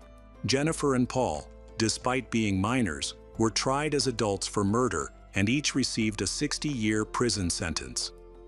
They will be eligible for parole starting in 2038. David was also tried as an adult for his involvement in the crime and was convicted of complicity, receiving a 26-year sentence. He will be eligible for release in 2034 when he turns 40. Following these events, Marilee White moved to a different state with her mother and changed her name. Her photo is kept confidential to protect her safety, as she was a young witness. Hi everyone, thanks for returning. Let's unravel another horrible case. The case of Rachel Maidens. Rachel Maidens and Randy live in a large mansion. The 600-acre estate is located in one of the most affluent and respected areas of the city. Their home is like a fortress, providing a safe environment for both family life and business. Rachel Maidens, a successful orthodontist, owns a private practice in the city's downtown area. She is known for her beauty, being a natural blonde, and is a devoted mother to her daughter Natalie, who attends a private Catholic school. After completing her undergraduate degree, Rachel went on to dental school in Florida. Throughout her studies, she received numerous accolades for her accomplishments, including a prestigious scholarship. She completed her residency at Children's National Medical Center in Washington, D.C., marking the culmination of her education. Despite her young age, Rachel's thriving career has allowed her to establish her own practice, publish articles in peer-reviewed journals, and speak regularly at conferences. Not everything in Rachel's life has been a success. During her college years, her father was arrested for selling illegal banned substance. Despite being a respected pharmacist, he became involved in the sale of prescription drugs. Faced with the shame of his arrest, and before an investigation could be launched, he tragically chose to take his own life just 2 days later. The family's ordeal did not end there. The police continued their investigation, which resulted in the freezing of bank accounts belonging to Rachel, her mother, and her brother. This investigation dragged on for years, culminating in Rachel's mother being ordered to pay a $15,000 fine, marking a dark period in Rachel's life. Many friends and family members noted that these events had a significant negative impact on her emotional health. Despite these challenges, Rachel did not let them stop her from pursuing career success. She faced these difficulties with resilience, continuing to strive for personal and professional growth. Determined to excel in her field, Rachel overcame her family's financial crisis, dealt with the tragic loss of her father, and ultimately regained control of her life. Her husband, Randy Maidens, grew up in Georgia. After completing his education, he attended Georgia Tech and eventually became a well-paid pharmaceutical sales manager. However, he lost his job. Randy began struggling with alcoholism, and Rachel suspected that he was also using various illegal substances, which made the situation worse. During this time, multiple witnesses saw Randy enter a restaurant in an intoxicated state, disturbing both customers and employees. One employee felt the need to call 911. The employee recognized him as Randy Maidens, as he frequently visited the restaurant with his wife. Minutes after the first call, she called 911 again to express her growing concern. She mentioned that Randy had accidentally dropped several disturbing items from his pocket, including a shotgun shell casing and a large bottle that looked like a painkiller, such as Tylenol, prompting the police to rush to the scene. Randy attempted to leave the restaurant, but the staff convinced him to stay. When the police arrived, they noticed that he was acting strangely, although they could not determine whether he was simply drunk or under the influence of something stronger. Randy appeared concerned and tried to explain that his wife needed him to go home. When the restaurant staff offered to call his wife, he refused to provide her phone number. He then attempted to get into his car, but the police stopped him. They searched his vehicle and discovered a handgun in the back seat. Despite the unusual circumstances, he was not arrested. Several witnesses noted that someone had helped him into his car that night, preventing him from driving while intoxicated. On the evening of April 21, 2013, Elizabeth Frisbee, Rachel's mother, called the Brentwood Police Department, asking them to check on her daughter's home. Elizabeth had been trying to contact Rachel for a long time, but when she called, Randy answered and refused to let her speak to her daughter. Frustrated, the mother threatened to call the police. The police quickly arrived at Rachel's house and found that all the blinds were drawn, making it impossible to see inside. No one answered when they knocked, but they discovered the garage door open, allowing them to enter the house. They called for Rachel and Randy, but neither was present. They were surprised to hear screams coming from the second floor. A 2-year-old girl named Natalie was crying there. While checking the second floor, a police officer entered the hallway leading to the master bedroom. The scene was tragic. Rachel had been murdered. Randy quickly became the prime suspect and was placed on the search list. To prevent him from escaping, helicopters and special forces were dispatched to the area. The upscale neighborhood resembled a scene from a Hollywood movie as the police teamed up with Rachel's neighbors to track down Randy. Police informed Rachel's relatives, who picked up her daughter, Natalie.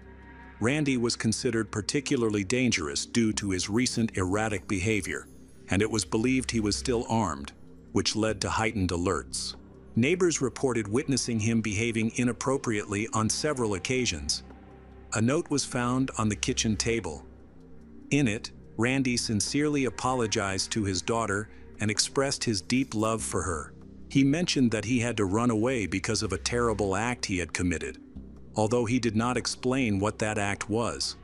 Randy expressed his gratitude to his wife's relatives for the years they had shared. He revealed that he could no longer bear the daily humiliation he faced from his wife.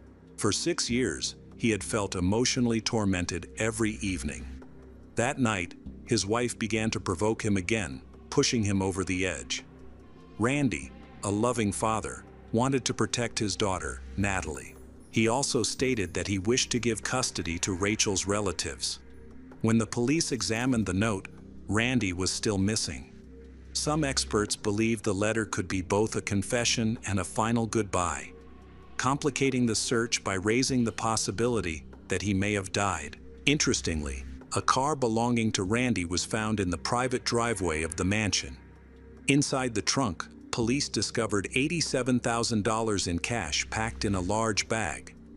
Additionally, about $10,000 more was uncovered through phone records. Police learned that on the night of the murder, Randy had called his lawyer. It seems his original plan was to kill his wife and escape with the money to start over. However, something went wrong. Why didn't he take his car? What stopped him? Police began to suspect that this might have been related to calls from Rachel's mother, Elizabeth. She contacted the police, which could have thwarted Randy's plans. The police were surprised that the search for Randy did not last long. Just 12 hours after it began, he walked out of the woods behind his house with his hands up and surrendered to the police without a fight. He immediately blamed his wife and the pressure he felt from her behavior. He defended himself by stating that he was Rachel's third husband, as the previous two could not tolerate her constant nagging. However, this did not excuse the 10 shots he fired into her back. Following his wife's murder, it was discovered that he had recently faced several legal issues due to minor offenses. A few months before the tragic incident, Randy was stopped by the police for driving under the influence, but he refused to take a breathalyzer test. By law, this refusal is considered an admission of drunk driving. He subsequently caused a drunk driving accident, crashing into a substation and cutting off power to nearly 200 homes for hours. In the weeks before Rachel was murdered, a neighbor spotted a man wearing a ski mask running through the woods with 2 dogs, near the area where Randy later surrendered to the police. When the neighbor approached the man, she recognized him as Randy. After speaking to him, she quickly realized he appeared to be very intoxicated or possibly under the influence of banned substance. Randy claimed he was walking his dog and got lost. The neighbor noticed he had something like a bow and arrow in his backpack, which made her feel unsafe, so she left. Randy had been seen engaging in similar behavior on several occasions, causing concern among residents, particularly those living near Randy's family, who feared for their safety. In January 2013, at a work conference in Orlando, which he attended with Rachel, Randy went to a bar one evening and became intoxicated. When the staff asked him to leave, he responded by smashing dishes and swearing. Several witnesses reported hearing him threaten to kill his wife during this outburst. Several customers tried to help by escorting him out, but he started fighting again, prompting them to call the police. He was eventually arrested for disorderly conduct and public intoxication, but was released the following day. The pharmaceutical company he worked for was very concerned about its reputation after this incident. One of his co-workers, who wished to remain anonymous, suggested that he take a medical leave of absence, but Randy ignored the advice and returned to work after 3 days. As a result, he was fired. During the investigation, the police worked extensively with Randy's colleagues. According to them, Randy's behavior began to change dramatically a few months before Rachel was murdered. Although he never explained the reason for this change, He often complained about his wife and blamed her for his problems. However, those around him found it hard to believe that his wife could push him to such extremes, as Rachel always appeared sweet and calm. At the time of the murder, Randy's ex-girlfriend was trying to reconnect with him. They had dated in high school, but had drifted apart over time. Now divorced and reminiscing about their past, she wanted to rekindle their relationship as adults. She was aware of the family problems Randy was facing and believed that his situation would eventually lead to divorce. Randy's ex-girlfriend was surprised by the recent events in his life and felt she could help him get back on track. Having known him for over 10 years, they had maintained a friendship throughout that time. She saw Randy as a caring and intelligent man who valued his family and loved his daughter. However, she also knew about the more troubled aspects of his life. She was aware that he had endured a difficult childhood, living with an alcoholic father who abused him, and had a strained relationship with his mother. These circumstances contributed to his reluctance to leave his daughter Natalie in the care of relatives. Randy's ex-girlfriend suspected that his marital problems and challenging childhood had affected him, leading to his need for support. Co-workers at the company where Randy worked noted that they had known about his struggles with substance abuse long before the incident. Both co-workers and management reported that he openly acknowledged his struggle with addiction.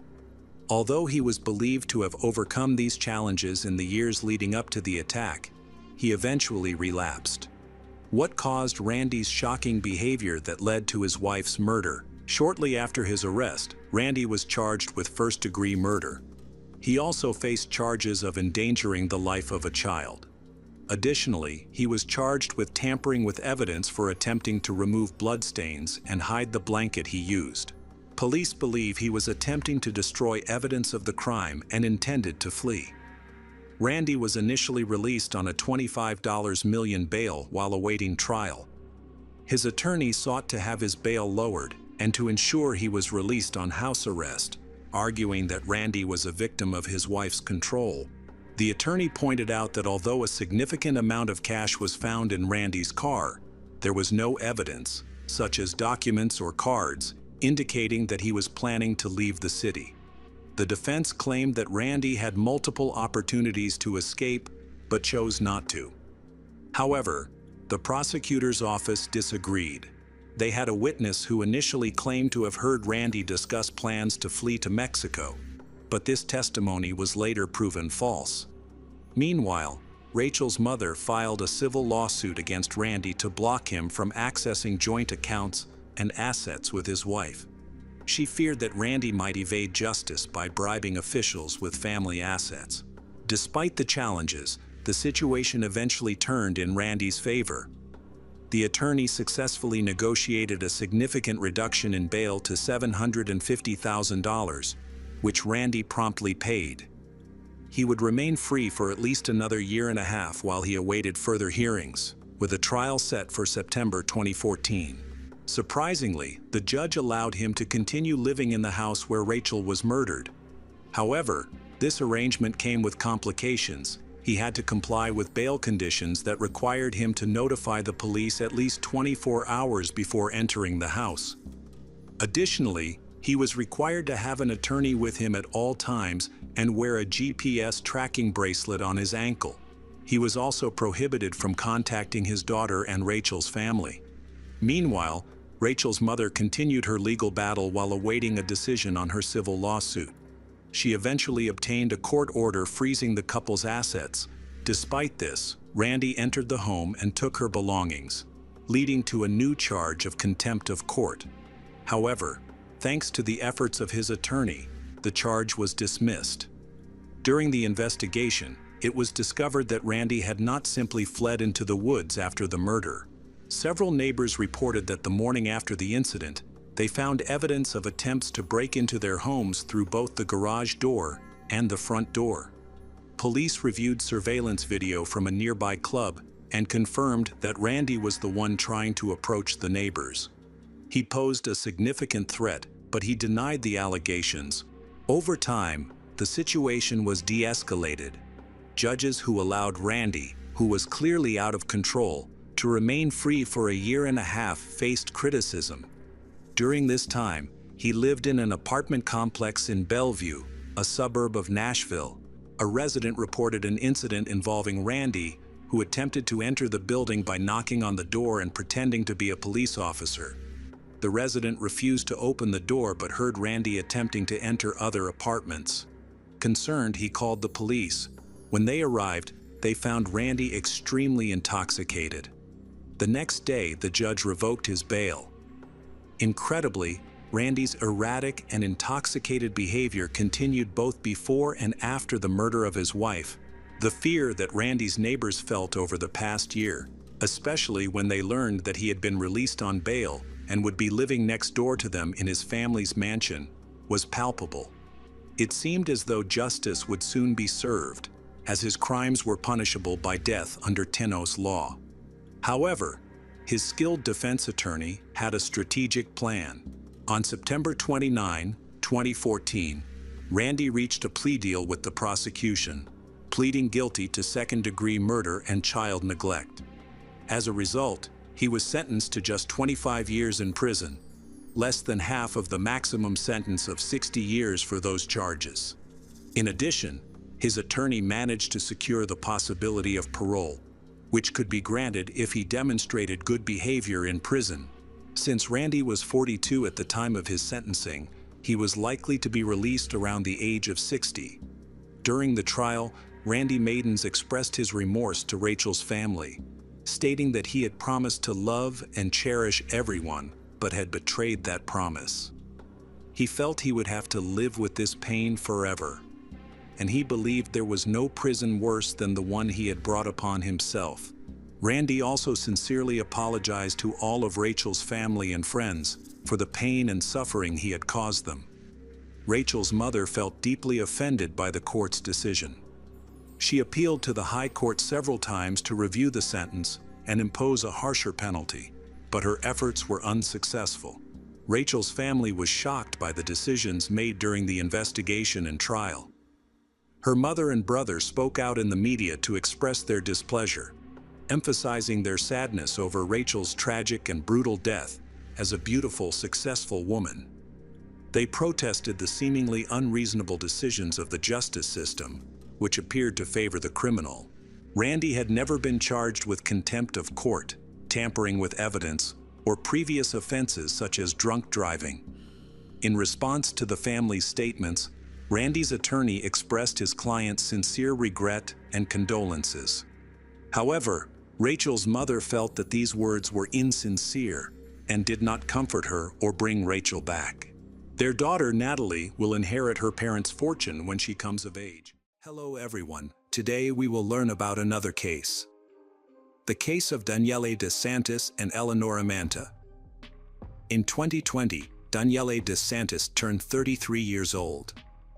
He was born in Lecce, Italy, and lived in a nice apartment in an affluent part of the city. Throughout his career in sports, he became a well-known referee for football matches. By 2019, Daniele had officiated over 130 matches during the spring season, demonstrating his success in the profession. Daniele was getting ready to officiate during the 2020-2021 season, but unfortunately, things didn't go as planned. At this time, his girlfriend, Eleonora Manta, was pursuing her own dream of higher education in law. Recently, she had won a competition that allowed her to enroll in the law faculty at the university, marking a significant milestone in her life. With this dream starting to come true, she decided to focus on her desire to start a family as well. Fortunately, everything was going well, as she and Daniele had been in a relationship for several years and were preparing to get married. They had much in common, sharing hobbies and reflecting each other's personalities. According to their family and friends, they rarely argued, were often seen as a joyful, energetic pair. It seemed that a bright future awaited this lovely couple. Daniele grew up in a loving family with both parents and two sisters. In contrast, Eleonora was raised by her mother, who had to care for her children alone after separating from an abusive husband who struggled with alcoholism. Eleonora's mother had a daughter and 2 sons from that difficult relationship. Eleonora lived with her family until early 2020 and was preparing to move out to live with Daniele. There was one complication: Daniele had previously rented out a room in his apartment to students from the local university. He needed to evict the tenant before Eleonora could move in. She initially planned to move in during the summer of 2020, but various organizational challenges arose. As a result, they set the official start date for their cohabitation as September. The evening of this incident would turn into a horrifying chapter for Daniele and Eleonora. It all started on September 21, 2020. Neighbors heard distressing screams from a woman. At 8:54 p.m., a local boy walking his dog noticed a strange man running out of an apartment on Via Montello. The boy caught sight of the man's cold, emotionless eyes and froze in fear during his brief gaze. The man fled the scene, and the boy hurried home to report the incident to the police. When officers arrived, they found anxious neighbors who reported seeing a hooded man escaping from a nearby apartment. In the stairwell, they discovered Daniele lying on his back in a pool of blood. He had died from multiple stab wounds. The door to his apartment was wide open, and inside, Eleonora lay injured in the hallway. She had also succumbed to her wounds, having suffered numerous stab wounds. Initially, the police considered that the attacker might have targeted Dave for robbery, as Daniele was well known and wealthy, making him a tempting target. However, as investigations progressed, this theory began to lose credibility. Several important pieces of evidence were collected at the crime scene, including cable ties, 2 bottles of bleach, a black surgical mask, and women's flesh-colored tights.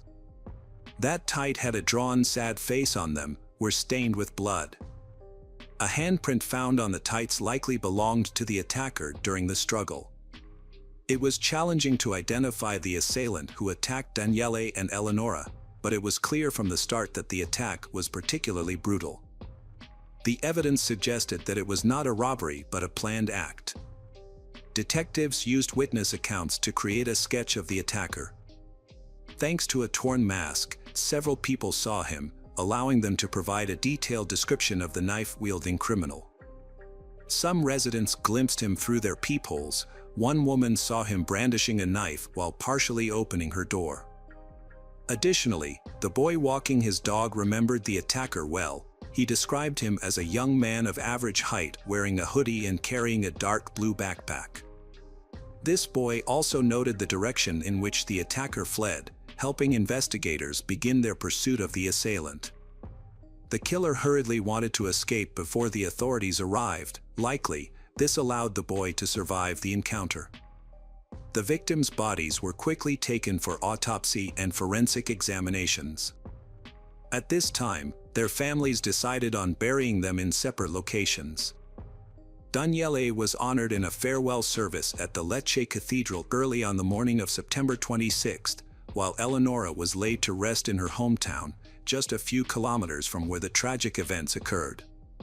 Eleonora's mother chose to dress her daughter in a wedding gown that she had intended to give her when Eleonora moved in with her boyfriend, as they planned to marry once she settled into her new home. Meanwhile, investigators worked diligently on the evidence and searched for the attacker, using the findings from the forensic examination. It was revealed that Daniele had suffered 38 stab wounds, while Eleonora had 37. This level of violence was clearly excessive for a robbery gone wrong, as robbers typically use 1 or 2 shots and do not spend time inflicting multiple stab wounds. The nature of the attack indicated that the perpetrator had specifically targeted his victims, suggesting it was an act of revenge or a crime driven by passion. The investigation into the murder focuses on Daniele and Eleonora's acquaintances, as there are suspicions of a love triangle involving them. However, it is difficult to believe that either Daniele or Eleonora had extramarital affairs. They were considered the perfect couple, deeply in love and planning to marry soon, making any theories of infidelity unlikely. Their upcoming move together was intended to lay the groundwork for starting a family, which contradicts the notion of a love triangle. Witnesses reported hearing Eleonora's anguished cries, during which she mentioned the name Andrea or something similar. This led investigators to search for men with that name, prioritizing those closest to Daniele and Eleonora. The next suspect was the deceased's best friend. When investigators checked Danielle's mobile phone records, they found that he had contacted his friend at 7:30 p.m. However, this friend had a solid alibi that was easily verified, so he was removed from suspicion. While looking into, the police identified a 37-year-old acquaintance of the couple, who quickly became the main suspect. He also had a strong alibi supported by multiple witnesses and video footage proving he was not at the crime scene during the attack. He also removed from suspicion. The police examined the entire list of names, but none of the men named Andrea appeared to be connected to the crime. The investigation reached a standstill, but this did not last long. The verification process took considerable time, but it was eventually revealed that the confusion arose from a mistake. The name was actually different. By this point, several days had passed since the murders. The Carabinieri were unsure who had attacked Daniele and Eleonora or why. They faced mounting pressure from the worried public. The precinct was inundated with calls demanding the capture of the criminal and the streets made safe. This panic led to numerous false reports about potential suspects that needed to be investigated. The investigation faced delays due to new information. The police discovered a student who had previously rented a room from Daniele before Eleonora moved in. This student was named Antonio DeMarco, not Andrea. The investigators decided to look into Antonio anyway. There was limited information available about him, but what they found was concerning.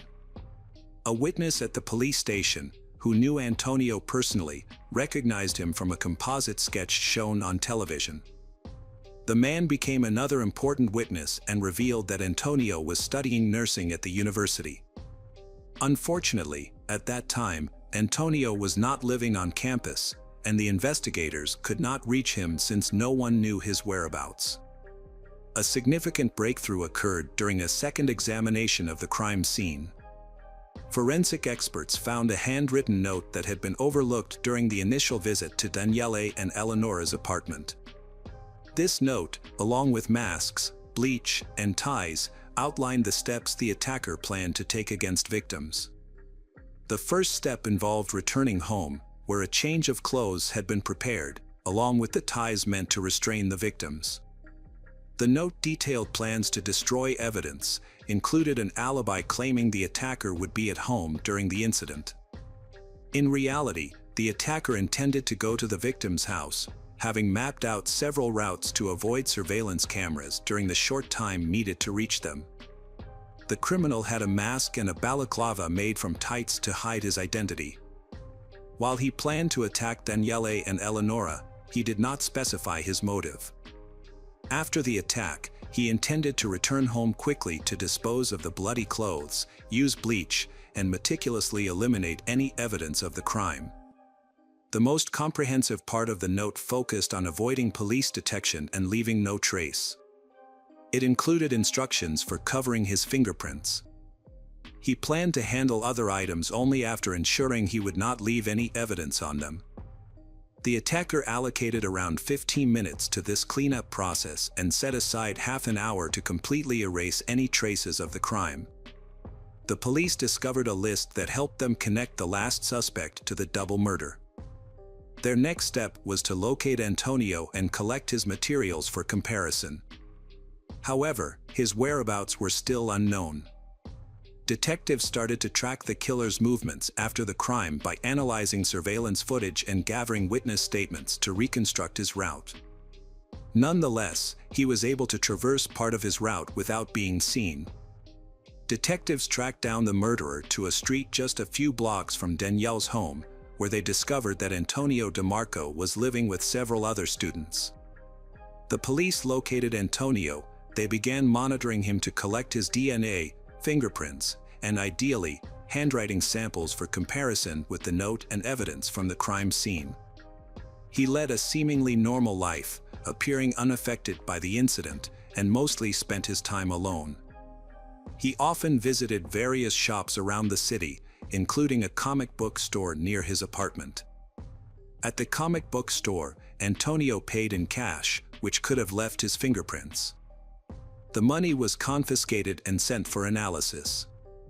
Additionally, investigators obtained handwriting samples from Antonio by examining his university assignments. The analysis revealed that his handwriting matched the note found at the crime scene. With this evidence, the case against him strengthened, indicating his involvement in the double murder. At 21:40 on September 28, 2020, Antonio DeMarco was arrested. In the parking lot, he encountered two carabinieri approached him, prepared to draw their weapons. Instead of resisting, Antonio smirked at one of the officers and asked how long they had been following him, feeling a sense of relief at being caught. By this point, detectives were certain that Antonio was the murderer. They had no doubts about his guilt, but the motive for the crime remained unclear. At just 21 years old, Antonio was an outstanding student who had always presented himself well during his internship at the medical center. His classmates and colleagues would never have guessed he was capable of committing a double murder. The police were astonished to discover how effectively he had concealed his true nature. Antonio's mother was the first to discuss her son's issues. She explained that he had spent countless hours drawing since early childhood, often creating unsettling images. He was easily distracted from this activity and could sometimes panic if interrupted. His psychiatrist confirmed that he exhibited other troubling behaviors. As Antonio grew older, he changed his social circle. While studying, he chose to live with Daniele, who offered him a room at a good price. It was conveniently located near the university and close to the hospital where Antonio was interning. To Daniele, Antonio seemed like a respectful young man, and there were no red flags. For several months, their arrangement worked well. Antonio consistently paid his rent and was no trouble at all. When Daniele informed Antonio that he would need to move out to make room for Eleonora, Antonio handled it calmly. He mentioned that he planned to find an apartment closer to the hospital. Although he did not show any outward signs of distress, the news was a difficult surprise for him.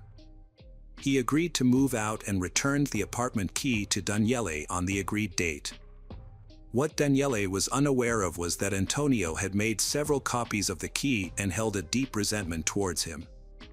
After his arrest, Antonio DeMarco quickly admitted to his crime. He revealed that he had intended to murder Daniele from the moment he moved in with Daniele. However, Eleonora's unexpected arrival disrupted his plans, forcing him to abandon his original idea of carrying out the attack. He had initially intended to strike while Daniele was asleep. Antonio stated that Daniele had never mistreated him, but he felt a growing dissatisfaction during his time in Daniele's apartment. He believed he harbored a lot of anger towards Daniele, which eventually led to an explosive outburst. This anger may have been intensified by jealousy over the couple's relationship. Throughout conversations with detectives, they observed that Antonio showed no remorse. He described the brutal double murder as if it were a normal, obvious act. Antonio claimed he arrived at Daniele's apartment that evening at 8:43 p.m. He first walked by the windows to listen and check if there were more than two people inside. If there were, he would have left, as he felt unprepared to confront a larger group. After confirming it was manageable, he used his key to enter through the bathroom while Daniele and Eleonora was having dinner in the kitchen. As soon as he entered, Daniele stood up to confront him. Antonio was wearing a mask made from women's pantyhose with a sad smiley face drawn on it. Antonio later admitted he planned to use this disguise for future crimes. Despite having a punctured lung, Daniele fought back fiercely. During the struggle, Daniele managed to tear off the mask, make Antonio fled without it, so witnesses were later able to identify him. Eleonora screamed and attempted to assist Daniele by trying to push Antonio away from him. In the process, she sustained serious injuries. Once Daniele was dealt with, Antonio turned his aggression toward her in the hallway, delivering multiple stabs. Antonio intended to leave a chilling message on the wall using red paint, representing the victim's blood, but chose not to do so. After committing the crime, he rushed into the street and accidentally bumped into a boy walking his dog before running home. Before entering the apartment he shared with other students, Antonio disposed of his bloody clothes and changed into a pre-prepared outfit from his backpack. In the weeks that followed, despite seeming calm, Antonio struggled with guilt and attempted to confess before being caught. One night, he wrote an email to his mother confessing to the double murder but ultimately decided not to send it. The police later discovered this unsent email on his laptop, but it held little significance as it wasn't seen as a formal admission of guilt. Interestingly, the email had two potential recipients, his mother and a doctor at a psychiatric hospital where he had been evaluated. Known for his mental instability and aggressive tendencies, but no one could have imagined the extent of his crimes. A notebook was found where he regularly documented his discontent with the world. He had very few friends and struggled to fit into society, leading him to seek the company of escort service in an attempt to escape his pain, but it proved ineffective. He longed to meet a normal girl and establish a relationship, but this desire turned into an obsession filled with disappointment. During his periods of distress, he became acutely aware of the relationships that others, including acquaintances and strangers, had. When he discovered that Daniele was in a relationship, Antonio experienced another emotional crisis and decided to channel his anguish into violence. In his diary, Antonio began crafting a gruesome script for an attack, complete with detailed accounts of torture and suffering. He portraying himself as a serial killer who inflicted pain on random people purely out of desire. Antonio explained that he started writing to express his suffering on paper instead of letting it affect his real life. On February 17, 2021, a request was made for a psychiatric evaluation. Antonio DeMarco underwent several assessments, and doctors concluded that he was sane. They diagnosed him with narcissistic personality disorder and other issues, but confirmed that he was fully aware of his actions during the attack. Consequently, Antonio was considered sane and fit to participate in the trial. Despite this, his lawyers continued to argue for his insanity and requested further evaluations, but these requests were denied. The prosecution presented compelling evidence of premeditation and careful planning, including statements made by the defendant himself. The judge even expressed his belief that if Antonio had not been apprehended, he likely would have become a serial killer, bringing violence to the streets. This viewpoint was supported by two psychiatrists who assessed his mental state before the trial. Forensic tests on items found at the crime scene, such as a mask, tights, and a knife, matched the defendant's DNA. Additionally, an investigation of Antonio's computer and phone revealed photographs of Daniele and Eleonora, suggesting that he had been planning the crime well in advance.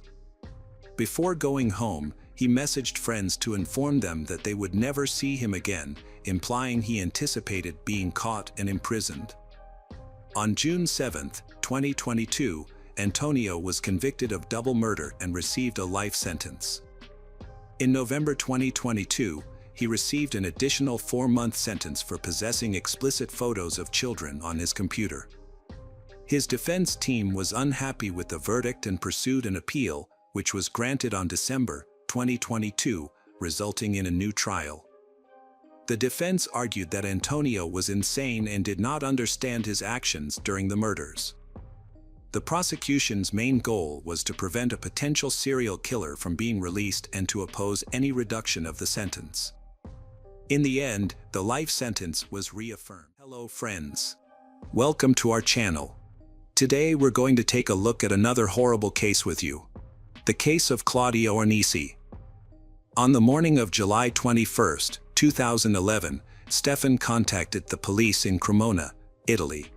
Stefan, a resident of the city, had a daily routine of visiting his daughter, Claudia, and his 2-year-old granddaughter, Livia, for coffee. He would spend time with them, chatting, discussing news, playing with Livia, and then continuing with his day. However, on this particular morning, Stefan was deeply alarmed when he couldn't follow his usual routine. Stefan called Claudia several times before going to her house, but she did not answer, which made him very worried. Soon after, he went to her house on Via de Galli, rang the doorbell and knocked on the door, but still no one answered. Using a spare key that Claudia had entrusted to him for emergencies, he entered the house. As soon as he stepped inside, he noticed a strange, overwhelming smell that resembled a gas leak. Holding his breath, he began checking the rooms, fearing the worst. When he entered Claudia's bedroom, he discovered her lying motionless on the bed. He tried to wake her by shaking her, but she didn't respond. In a nearby crib was his niece, Livia, also motionless and cold, like Claudia. In a state of panic, Stefan rushed to the neighbors for help. An emergency rescue team of doctors and police arrived at 8:30 a.m., but both Claudia and Livia were dead. Stefan was devastated, especially by the sight of his little granddaughter motionless, wrapped in her blanket in the crib. From the beginning, investigators suspected that Claudia had taken her own life and that of her daughter. However, some inconsistencies have emerged. First, the strong smell of gas was concerning. An expert inspected the apartment and discovered 4 small propane gas cylinders, the kind typically used for camping stoves. One was positioned right next to Claudia's head at the bed, while the other 3 were placed in the corners of the room. It appeared as though she had intentionally filled the room with gas to end her life painlessly. The question, however, is whether 4 small cylinders could release enough gas to reach lethal concentrations in an uninsulated room to kill both Claudia and Livia. The apartment showed signs of ordinary disarray, consistent with a home shared with a young child. On the kitchen table, detectives found 10 nearly empty packages of Xanax, each originally containing 10 pills.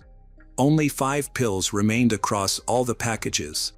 What caught their attention was how methodically the empty blister packs were arranged. They were stacked neatly in a row, almost as if placed that way intentionally to draw notice. This meticulous organization seemed unusual for someone in a state of despair and further heightened investigators' suspicions. Any theories needed verification. What investigators uncovered revealed a disturbing scenario. Initially, they considered the possibility that Claudia had attempted to end her life. If she had ingested 95 Xanax tablets, an overdose could have been the cause of death.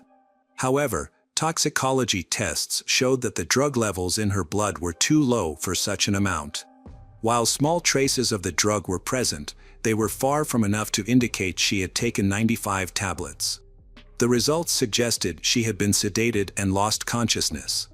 What is suspicious is that Livia's blood test showed the same result as well.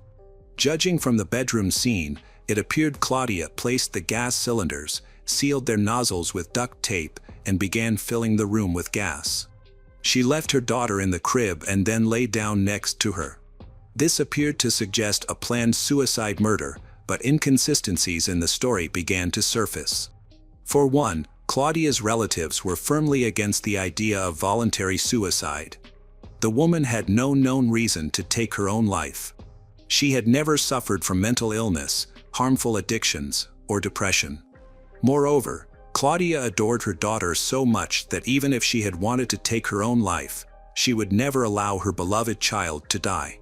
This confidence undermined the detective's suicide theory.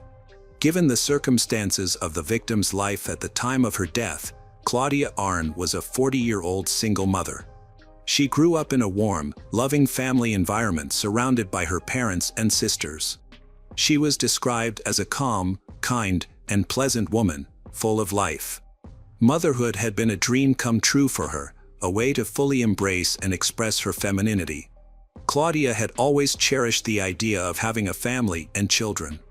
Everyone who knew her described her as a devoted mother and role model. It was unimaginable for those close to her that she would harm her child under any circumstances. Though Claudia had experienced challenges in her personal life, they were not significant enough to suggest she would take such a drastic step.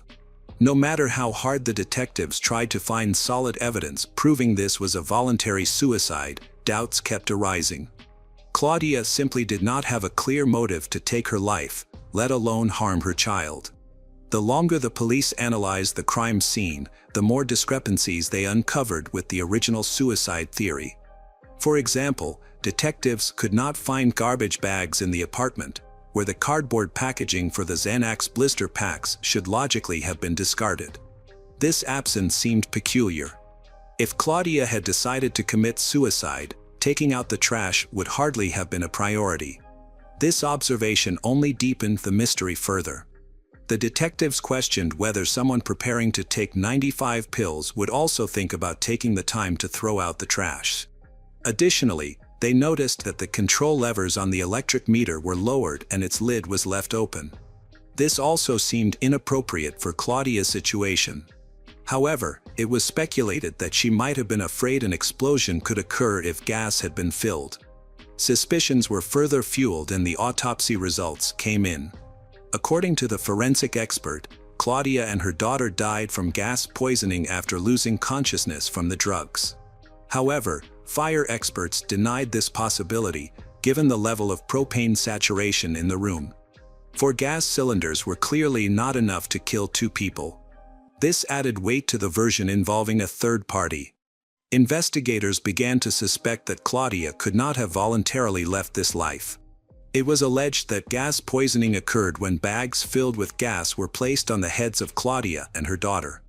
Evidence of this came from the characteristic adhesive tape traces found during a thorough examination of the bodies. In this case, only 1 cylinder per person would have been needed, but it was deemed impossible for Claudia to do this by herself. The more the detectives analyzed the evidence, the more obvious it became that this was murder. The suicide theory was quickly abandoned. When detectives inspected the gas cylinders, suspicions only grew stronger, as no fingerprints were found on their surface. The idea that Claudia could have carefully wiped every canister clean before placing it on the floor seemed absurd. While the use of gloves could justify this, no such gloves were found anywhere. Although they might have been discarded, there was no evidence to support this. Additionally, there were no fingerprints on the Xanax blisters either. This raises further concern, as handling and removing 95 pills would inevitably leave a trace. It became increasingly clear that detectives were looking for a killer, or potentially multiple killers, who were involved in this crime. Investigators shifted their attention to the gas cylinders and Xanax, focusing on tracing their origin using the serial numbers on the packaging. The process was complex and laborious, as it involved not only the city of Crema but also the entire Lombardia region. Through a thorough investigation, they traced it to the town of Cariati, which has a shopping mall. There, they found the gas canister and Xanax that matched the shipments found at the crime scene. Records showed that the pills were purchased there on July 16, 2011, just 4 days before the tragic incident. However, the buyer paid in cash and used a non-personalized discount card, making it difficult to identify them. Nonetheless, investigators persisted and uncovered that the individual had used the card on July 19 to buy food and beverages in a nearby city. Fortunately, a store clerk remembered the customer, a grumpy man, estimated to be 45 to 50 years old, of average height and elegantly dressed. He spoke eloquently but did not provide his name. The July 19 purchases raised further suspicion, as the man bought adhesive tape, potentially used to secure the buttons on the gas cylinders, causing them to release gas automatically. At this stage, the man's identity was still unknown. Authorities were working to determine who might have had a motive to harm Claudia and her daughter. The evidence suggested someone close to Claudia, as there were no signs of forced entry, indicating that she had willingly allowed the person into her home. This led investigators to focus on people she knew well. Ultimately, they concluded that the prime suspect was her ex-partner, Maurizio Iori, a well-known ophthalmologist in Crema and the biological father of her daughter, Livia. Maurizio was a man of good reputation, with a successful career and a respected family background. Claudia had a brief but intense relationship with him, which started in 2008 when she visited him as a patient. Mauricio's polite, kind, and professional demeanor immediately appealed to Claudia, who was lonely at the time. She quickly developed feelings for him.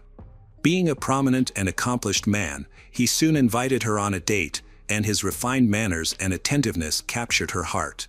However, their journey toward happiness faced a significant obstacle. Claudia was single and free, while Mauricio was married with 2 children. From the beginning, this bothered Claudia, but Mauricio reassured her that his marriage was troubled and he was planning to get divorced soon. As their relationship deepened, they began meeting in secret, often traveling to other cities to avoid raising suspicion from Mauricio's wife. He explained that secrecy was necessary because if the affair were discovered, it could complicate the divorce process and division of assets. Claudia gradually felt trapped in the role of a mistress and started to question her place in the relationship. Conflicts occasionally surfaced, but Mauricio always managed to calm her down, urging her to wait until the situation was resolved. Her hopes for a better outcome were shattered in May 2008, when Claudia discovered she was pregnant.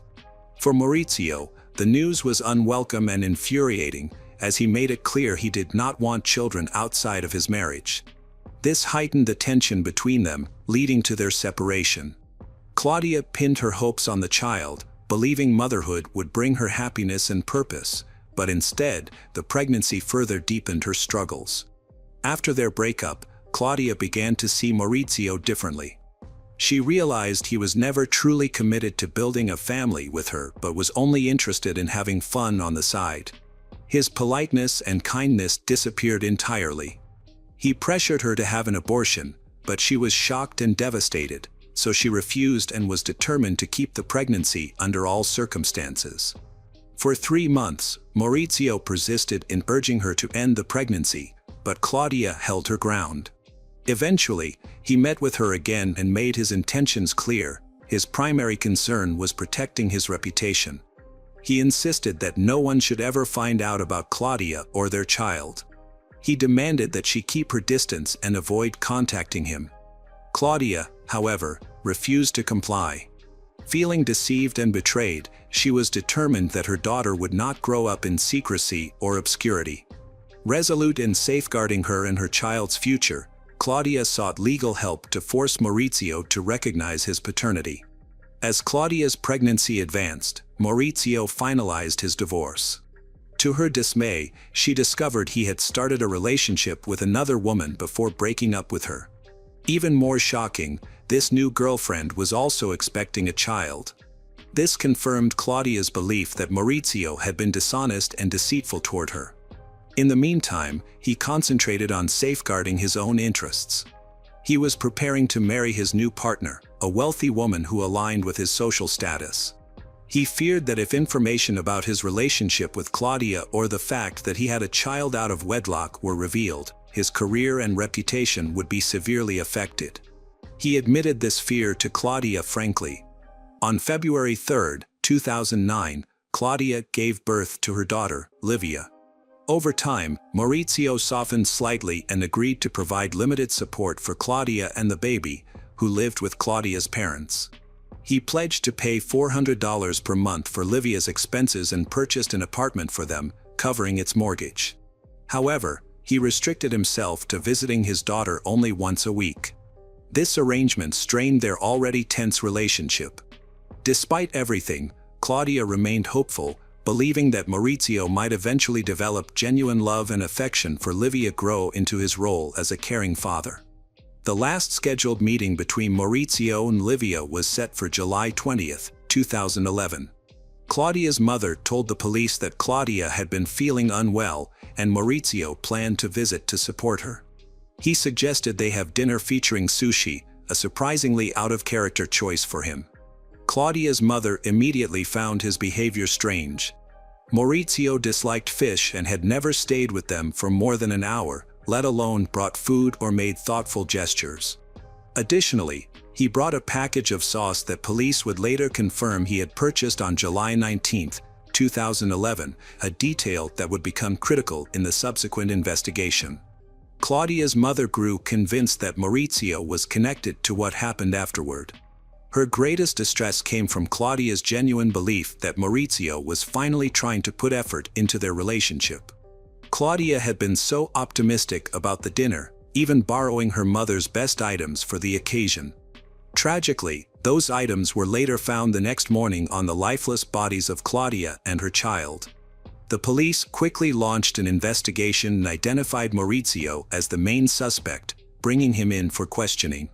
While denying any involvement, he voluntarily went to the station and stated that he had not been at Claudia's apartment that evening. He provided an alibi, claiming that on July 20th, he left his office at 6:30 p.m., got takeaway food, ate it at home, and then went to the cinema at 9 p.m. He said he paid for his movie ticket in cash and returned home to sleep after watching the film. Mauricio's alibi fell apart quickly. He claimed he didn't keep his cinema ticket, but police reviewed security footage and confirmed he wasn't among the 38 people leaving the session. His mobile phone data added to the inconsistencies, as it showed his phone had stayed near a beach house several kilometers away during the entire evening, contradicting his claim of being at the cinema. It became clear that Maurizio had lied about his whereabouts. When police questioned Mauricio's wife, she revealed that she had tried to contact him multiple times without success. Starting at 7:30 p.m. and continuing until 11 p.m., she repeatedly called him, but he never answered. She also tried reaching his office and friends, but no one knew where he was. Eventually, she contacted a neighbor near their beach house, who confirmed seeing Mauricio's car parked outside. Suspecting he was inside, the neighbor called him but received no response. Upon entering the unlocked house, it was empty, but Mauricio's phone had been left behind for the entire evening. As investigators searched the house, they discovered a note addressed to Maurizio, written by Claudia. The note revealed a shocking secret about Mauricio's illegitimate child. The neighbor, who noticed the note, alerted the police for further investigation. Later, Maurizio returned to the beach house around 2 a.m. and called both his wife and the police to assure them he was safe. However, his explanations only deepened suspicions. Police proceeded with the investigation, increasingly convinced that Mauricio's lies and attempts to hide the truth were unraveling. Based on the CCTV footage, he did not return to the beach house, which led investigators to believe that he was at Claudia's house during that time, confronting his daughter and his estranged lover. His alibi was shattered by his wife's nervousness, which further complicated matters. Maurizio, a well-known ophthalmologist, resorted to lying, raising even more suspicion. Evidence against him mounted rapidly. It was revealed that he had purchased multiple packages of Xanax at a shopping center in another city, paying in cash, likely to avoid detection. Store employees later identified him through receipts linking to online orders found on his computer, as well as from search history showing he had researched how to kill someone with propane or Xanax. He seemed particularly interested in the case of a Moroccan prisoner who died due to a propane gas tank. When questioned about these suspicious purchases, including gas cylinders, Maurizio claimed that Claudia had spoken about using them to heat baby food for Livia. However, the Supreme Court found this explanation unconvincing. Overwhelmed by the mounting evidence, he eventually confessed that he had not gone to the cinema that evening as he initially claimed. Instead, he admitted to visiting Claudia and stated that when he left, she and Livia were alive and well. He claimed to have no knowledge of what happened afterward. Maurizio justified his lies as an attempt to conceal his affair from his wife and mislead investigators. Nonetheless, his extramarital relationship, along with his deep resentment toward his daughter Livia, became widely known. During a police search of the house, officers discovered a dramatic letter detailing these incidents and emotions. Claudia described Maurizio as a ruthless and deceitful man who betrayed her. It was after the birth of her child that she felt the full weight of despair. Her frustration stemmed from Mauricio's cold and even cruel behavior toward the baby girl immediately after her birth. It seemed as though he viewed the child as inferior. At the same time, Claudia discovers that Maurizio has an illegitimate child and plans to marry the child's mother soon. The arrival of the baby left Claudia confused and hurt, unable to understand why Maurizio treated her and their child so poorly. It became apparent that he did not consider her his equal, had no intention of marrying her, and had no plans to remain a father to their child, Livia. Meanwhile, Mauricio's mother, Paola, played a dominant role in his life.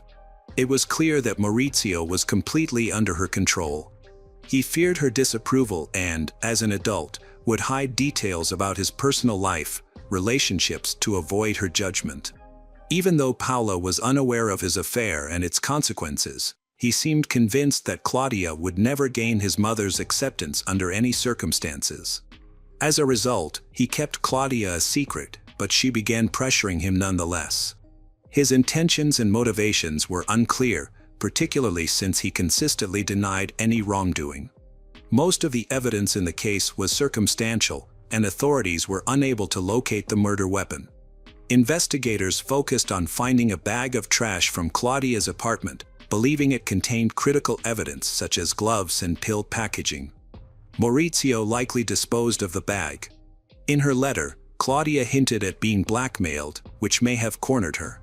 Meanwhile, Livia was mostly rejected by Maurizio and encountered hostility even before her birth. The tipping point for Mauricio's decision to kill Claudia and Livia appears to have been her demand that he take full responsibility for Livia, treat her as an equal member of his family, and stop belittling her. Maurizio saw this as a serious threat to his carefully constructed life, his reputation, financial stability, and, above all, his mother's approval. Financial issues played a significant role as well. Claudia did not work, leaving all her expenses to be covered by Maurizio. Evidence revealed that, 3 months before the murder, Maurizio had been researching ways to recover mortgage payments for the apartment he had bought for Claudia. This indicates that he meticulously planned the crime to minimize financial losses stemming from the affair. On the night of October 11, 2011, Claudia and Livia were waiting for Maurizio to visit, as planned. He arrived with sushi, soy sauce, and drinks, all of which had been laced with a sedative. Claudia dressed up and prepared her daughter for the evening, hoping to charm Maurizio and mend their relationship. However, he had come with the intention of committing a double murder. After dinner, Claudia and Livia lost consciousness from the sedatives. Maurizio carries them into the bedroom and stages the scene to make it look like Claudia has harmed her and her daughter. He placed gas-filled bags over their heads, sealing them with tape. Once they were dead, he cleaned the scene thoroughly to remove any evidence, disposed of incriminating items, and left. Around 3 a.m., he drove to his beach house. On October 14, 2011, Maurizio Heiress was arrested and charged with the premeditated murders of Claudia and Livia. The trial shocked the public, as it was hard to believe that a respected doctor could kill his mistress and their child. Despite the defense's arguments and requests for a reduced sentence, the court found the crime to be carefully planned. In January 2013, Maurizio Heiress was sentenced to life in prison. His lawyers appealed, but the Supreme Court upheld the sentence in 2015. He was also ordered to pay $600,000 in compensation to Claudia's family. Despite the overwhelming evidence, Maurizio maintained his innocence and continued to speak to journalists, describing the trial as unfair and claiming he had been framed by the authorities. Hi everyone, thanks for returning. Let's unravel another horrible case. The case of Sungnam Kwan Lisowski. Our story today focuses on the Lisowski family. John and his wife Sungnam, along with their 2 daughters, Victoria and Christine, live in a town called Aurora in the United States. John's job requires frequent international travel, including trips to Korea, as the company's headquarters are in the United States while some factories are located in other countries. During one of these trips to Korea, John met Sungnam Kwan. He quickly fell in love with her and asked her out. After several dates, they decided to get married. They married in 1983 and moved to the United States. Their first daughter, Victoria, was born in 1988, followed by Christine a few years later. Although the family seemed perfect, some people found Sun Nam too strict with the children. For a long time, John reassured himself that the strict nature of Asian parenting was normal, attributing it to his wife's cultural background. However, as tensions mounted, he began to realize that something was wrong. Sun Nam's expectations of the children were too high, too strict, and sometimes even harsh. John's displeasure did not affect Sun Nam much. She continued to impose more rules and insisted on their strict enforcement. Notably, the children were forbidden to discuss their family with anyone outside, even their friends. Meanwhile, Victoria and Christine socialized with friends and occasionally visited their homes. During these visits, they found that their friends' parents treated them much more kindly and warmly than the constant criticism they faced at home. While their friends' mothers would bake with them on the weekends, Victoria and Christine's mother decided on their interests without ever consulting them. Every weekend, she woke Victoria and Christine up at 6 a.m. and forced them to practice the piano, scolding them even if they made the slightest mistake. If they messed up, she would hit their hands. Victoria and Christine were never praised. Even if they played perfectly, there was no encouragement. Eventually, Sun Nam had to use a wooden stick to discipline them. If they relaxed for a moment or hunched over, they would be beaten by her. John disagreed with this method of education. However, Sun Nam achieved results. Victoria and Christine quickly mastered the piano, began to participate in competitions, and even won awards. However, deep down, they did not find joy in their achievements. Sun Nam convinced John that her goal was to raise gifted children and that this harsh approach was necessary. Sun Nam had a hot temper and would quickly lose control, leading to dangerous behavior. This created a tense atmosphere in the family, where even John felt uncomfortable around her. Sun Nam firmly established her dominance in the family and made all the decisions. She often intervened in conflicts, even when she was not directly involved, relishing the role of judge. This situation took place during a conflict between Christine and Victoria. The two children were arguing about something trivial. Christine quickly apologized, but Victoria, the older sister, did not accept it. This made Sun Nam unable to bear it. Ignoring Victoria and Christine's feelings, Sun Nam became angry. She stood up, walked past Victoria, and began to punish Christine. Christine was confused and did not understand why she was being beaten. Sun Nam hit her so violently that Christine's face was left bloody as she slid down the wall, unable to get up. Victoria watched in horror and began to scream an apology, begging her mother to stop. The beating only ceased when Victoria screamed. Sun Nam then turned to Victoria and warned her that if she disobeyed again, Christine would be punished. She made it clear that she would hurt little Christine every time Victoria defied Sun Nam, ensuring that Victoria would feel guilty about it. Many may wonder why John, the father of the children, did not step in to stop his wife and help his daughters. The truth is that John could not influence his wife. He was also the target of her anger. At the time of this incident, John was working late at the office, trying to avoid the increasingly tense atmosphere at home. This distance made it difficult for him to be involved in his children's lives. By the time John realized that the situation had escalated beyond normal limits, it was too late to intervene. While he was at work, his children were suffering from constant abuse at the hands of their mother. She often assaulted them. John was also involved in a number of disturbing incidents. On one occasion, Victoria went to a friend's house after school. There were obvious injuries on her body, and many suspected that something was wrong in her family, but Victoria remained silent.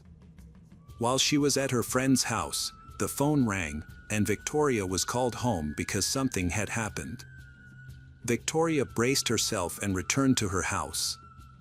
As she approached, she saw her father standing at the door, talking to the police. He had a large, fresh bruise and a cut on his cheek that looked quite frightening. Victoria overheard her father's conversation with the police. He was making excuses, insisting that he had just fallen and that there was nothing to worry about. However, Victoria understood the truth of the situation. It was clear that after the initial violence, her father had tried to confront his wife to protect the children. Unfortunately, he was severely beaten, and Sung Nam even threatened him with a knife. Since then, she had completely dominated the family. John was too afraid to speak up because he feared for his own safety. Sung Nam's violent outbursts were terrifying. All the family members tried to keep their distance from her. John spent more time at work, trying to stay away from home as much as possible.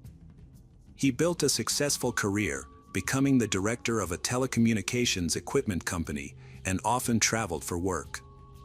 Victoria and Christine followed suit, spending more time at school or with friends to avoid being at home. This situation continued until Victoria and Christine entered high school. During this time, the distance between John and Sung Nam grew. He began working longer hours, taking extra shifts, and often left the house before everyone else woke up. He would wake up early and come home later than everyone else. Unfortunately, Victoria and Christine could not escape this situation. They were still stuck in a stressful environment with their demanding mother. During this time, the cruelty towards Victoria and Christine escalated significantly. One day, an argument broke out between the two sisters. Their mother, Sung Nam, intervened by locking her daughters in a stuffy, dark garage. She forced them to sit with their hands raised for hours. When she finally opened the door, she found Victoria and Christine exhausted from the heat, but Sung Nam chose not to let them out. Instead, she refused to give them water and simply closed the door again. It was later revealed that she had gone to the store, leaving her children in that miserable situation. Victoria and Christine sat for hours in the sweltering heat, feeling miserable but too afraid to go outside, knowing that it would only make their mother angrier. One day, while driving down the street, she lost control of the car, causing Victoria and Christine to bang on the door from the inside. They were confused by their mother's actions. Passers-by noticed her driving erratically, and when they approached, she claimed that the children were late for the bus, justifying her reckless speed. Witnesses described her as unstable, with wild eyes. In addition, Sung Nam flaunted her wealth to make those around her jealous, even though she did not work. All her spending was done with John's money and credit. Sung Nam lost control of her finances to the point that John's steady salary was no longer sufficient.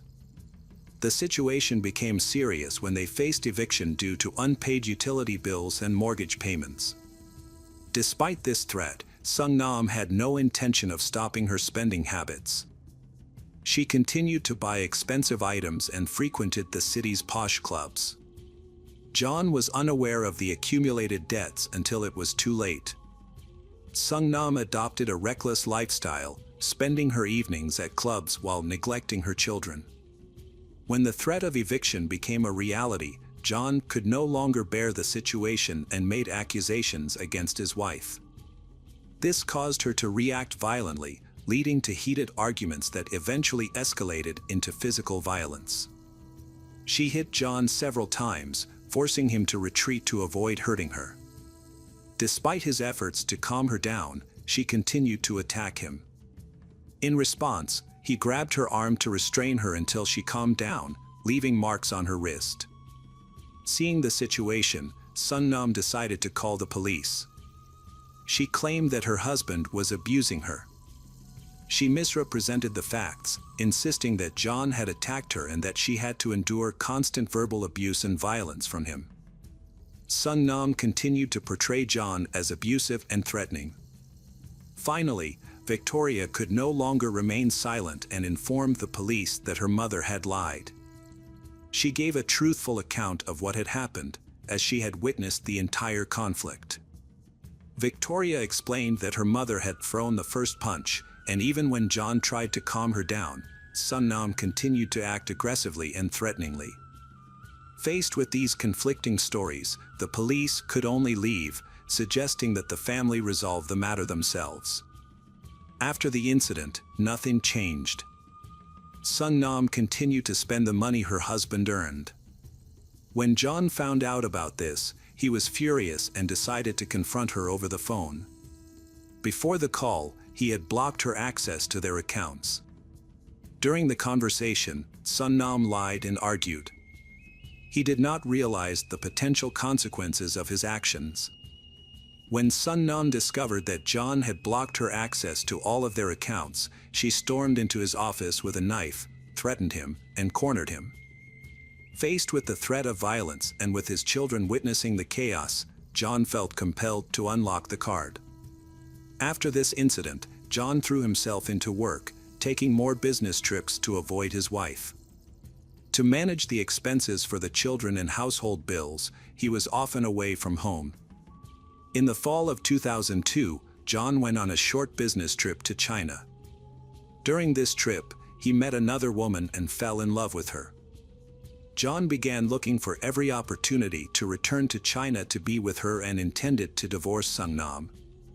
On September 5, 2002, he emailed Sung Nam to inform her that he wanted a divorce. Although he had been struggling to fulfill his responsibilities as a father, he now wanted to take their children to China to be with his new girlfriend. He had a clear advantage over Sung Nam in that he had a stable income, while she did not. As a result, the ideal life she had tried to portray began to crumble. Sung Nam called John to discuss their personal problems. She was furious after receiving his message, and the news of his decision to divorce shocked her. He confirmed that he intended to initiate divorce proceedings as soon as he returned from his business trip. Sung Nam angrily threw the phone at Victoria, saying that their father wanted to take her and her sister to China. Victoria remained calm, picked up the phone, and told her father that this was a great plan, as living with their mother was unbearable. She expressed her eagerness to leave home and waited for her father to return. Sung Nam was acutely aware of the difficult situation around her. During the Christmas holiday of 2002, John returned from a business trip. At that time, Victoria was 14 years old, and her sister Christine was 12. John was 46 years old, and Sung Nam was 41. While everything seemed to be falling apart, Sung Nam noticed that everyone else was in a good mood. Despite being very angry, Sung Nam did not create any conflicts, which made Victoria and Christine feel uneasy. On the contrary, John appreciated the quiet atmosphere. When John returned from China, Sung Nam had completely changed. She prepared gifts for the whole family, dressed neatly, and decorated the house. She began serving drinks, creating a pleasant atmosphere. Sung Nam placed glasses for everyone and then stepped away to continue washing dishes. Victoria and Christine noticed something white at the bottom of their drinks but did not have time to warn their father before he finished drinking. Realizing that something was wrong, Victoria and Christine pretended to drink but secretly discarded their drinks. When Sung Nam left the room, they noticed that John seemed sluggish after drinking. He said he felt tired and went upstairs to sleep. Although Victoria and Christine had only taken a few sips, they also felt weak. They fell asleep until 8 a.m. the next day, December 25, 2002. Christine and Victoria woke up feeling unwell, not remembering how they had gotten to bed, but at first, there was nothing alarming. Victoria suspected that her mother had put sleeping pills in their drinks, although the reason was unclear. She felt relieved to wake up and find herself alive. Victoria and Christine decided to go downstairs to wish everyone a Merry Christmas. However, before they could leave the room, they heard a loud noise from the first floor that sounded like a gunshot. Earlier that morning, Sung Nam had sneaked into John's office, where he was working. She shot him once in the head from behind and then shot him 3 times in the back. Afterward, she went upstairs and stopped at the door. Victoria and Christine were horrified to see her reloading the gun. Sung Nam begged for forgiveness, saying that she had to do it, then pointed the gun at Victoria. There were 7 bullets left in the magazine. Christine, who had been frozen in shock, suddenly regained her composure. Seizing the moment, she grabbed the phone and called the police. Christine could wait for the operator to answer while Sungnam reloaded. Christine tried to tell the police that there was a shooting in the house and provided the address. Soon, the police heard a series of gunshots as the call continued. Christine had to run away to escape her mother, who was about to shoot her. She ran into Victoria's bedroom just seconds before her mother opened fire. Christine was injured, but against all odds, both she and Victoria survived. She locked the door and waited for rescue, praying that her mother could not get in. Meanwhile, the patrol officers arrived at the house in emergency mode. Within minutes, they parked outside and heard several gunshots from inside, followed by silence. Unsure of what was happening, the officers cautiously entered the house with their weapons drawn. Inside, they first found John, who had been shot multiple times. Sungnam shot himself behind a locked door, and she is unconscious. They also discovered Victoria and Christine, wounded but fortunately still alive. All 3 of them were rushed to the hospital. They were seriously injured and needed immediate medical attention. As they began to recover, the police interviewed them to gather information about the shooting. Sungnam was in worse condition, but Victoria and Christine seemed to have little concern for her. On September 5, 2002, Sungnam applied for a gun license. It took some time, but by December 17, she had legally obtained a pistol. Over the next week, she practiced target shooting diligently. This preparation suggested that the crime had been planned in advance. Sungnam confided in her friends about her hatred for her husband and even mentioned her intention to buy a weapon to kill him. However, her friends considered Sungnam's comments to be expressions of anger and did not believe that she would actually carry out her threat. The attack and Sungnam's parenting made her friends key witnesses for the prosecution. Their testimony shocked both the jury and the experienced police officers.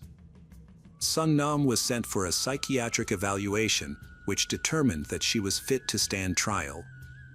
The prosecution argued that Sungnam had carefully planned the murder and attempted to kill her entire family, proving that she had intent and was of sound mind.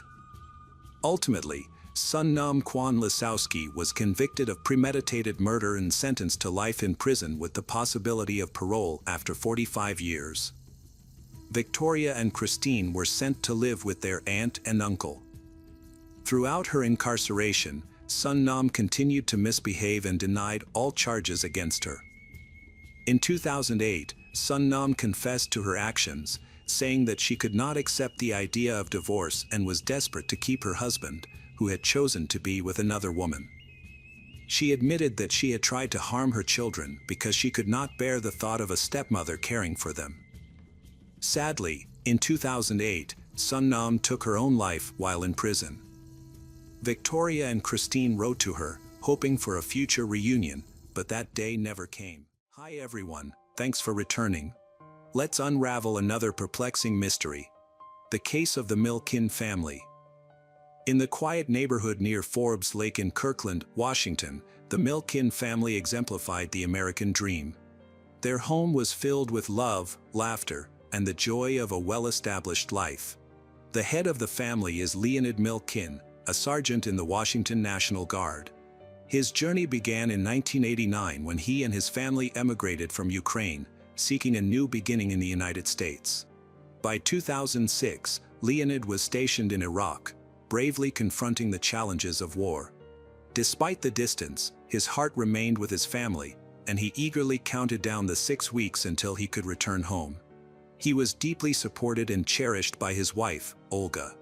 Born on July 22, 1977, Olga is a professional dental assistant in Bellevue. She skillfully balanced her career with raising their 2 young sons, was known by neighbors for her friendly and welcoming nature.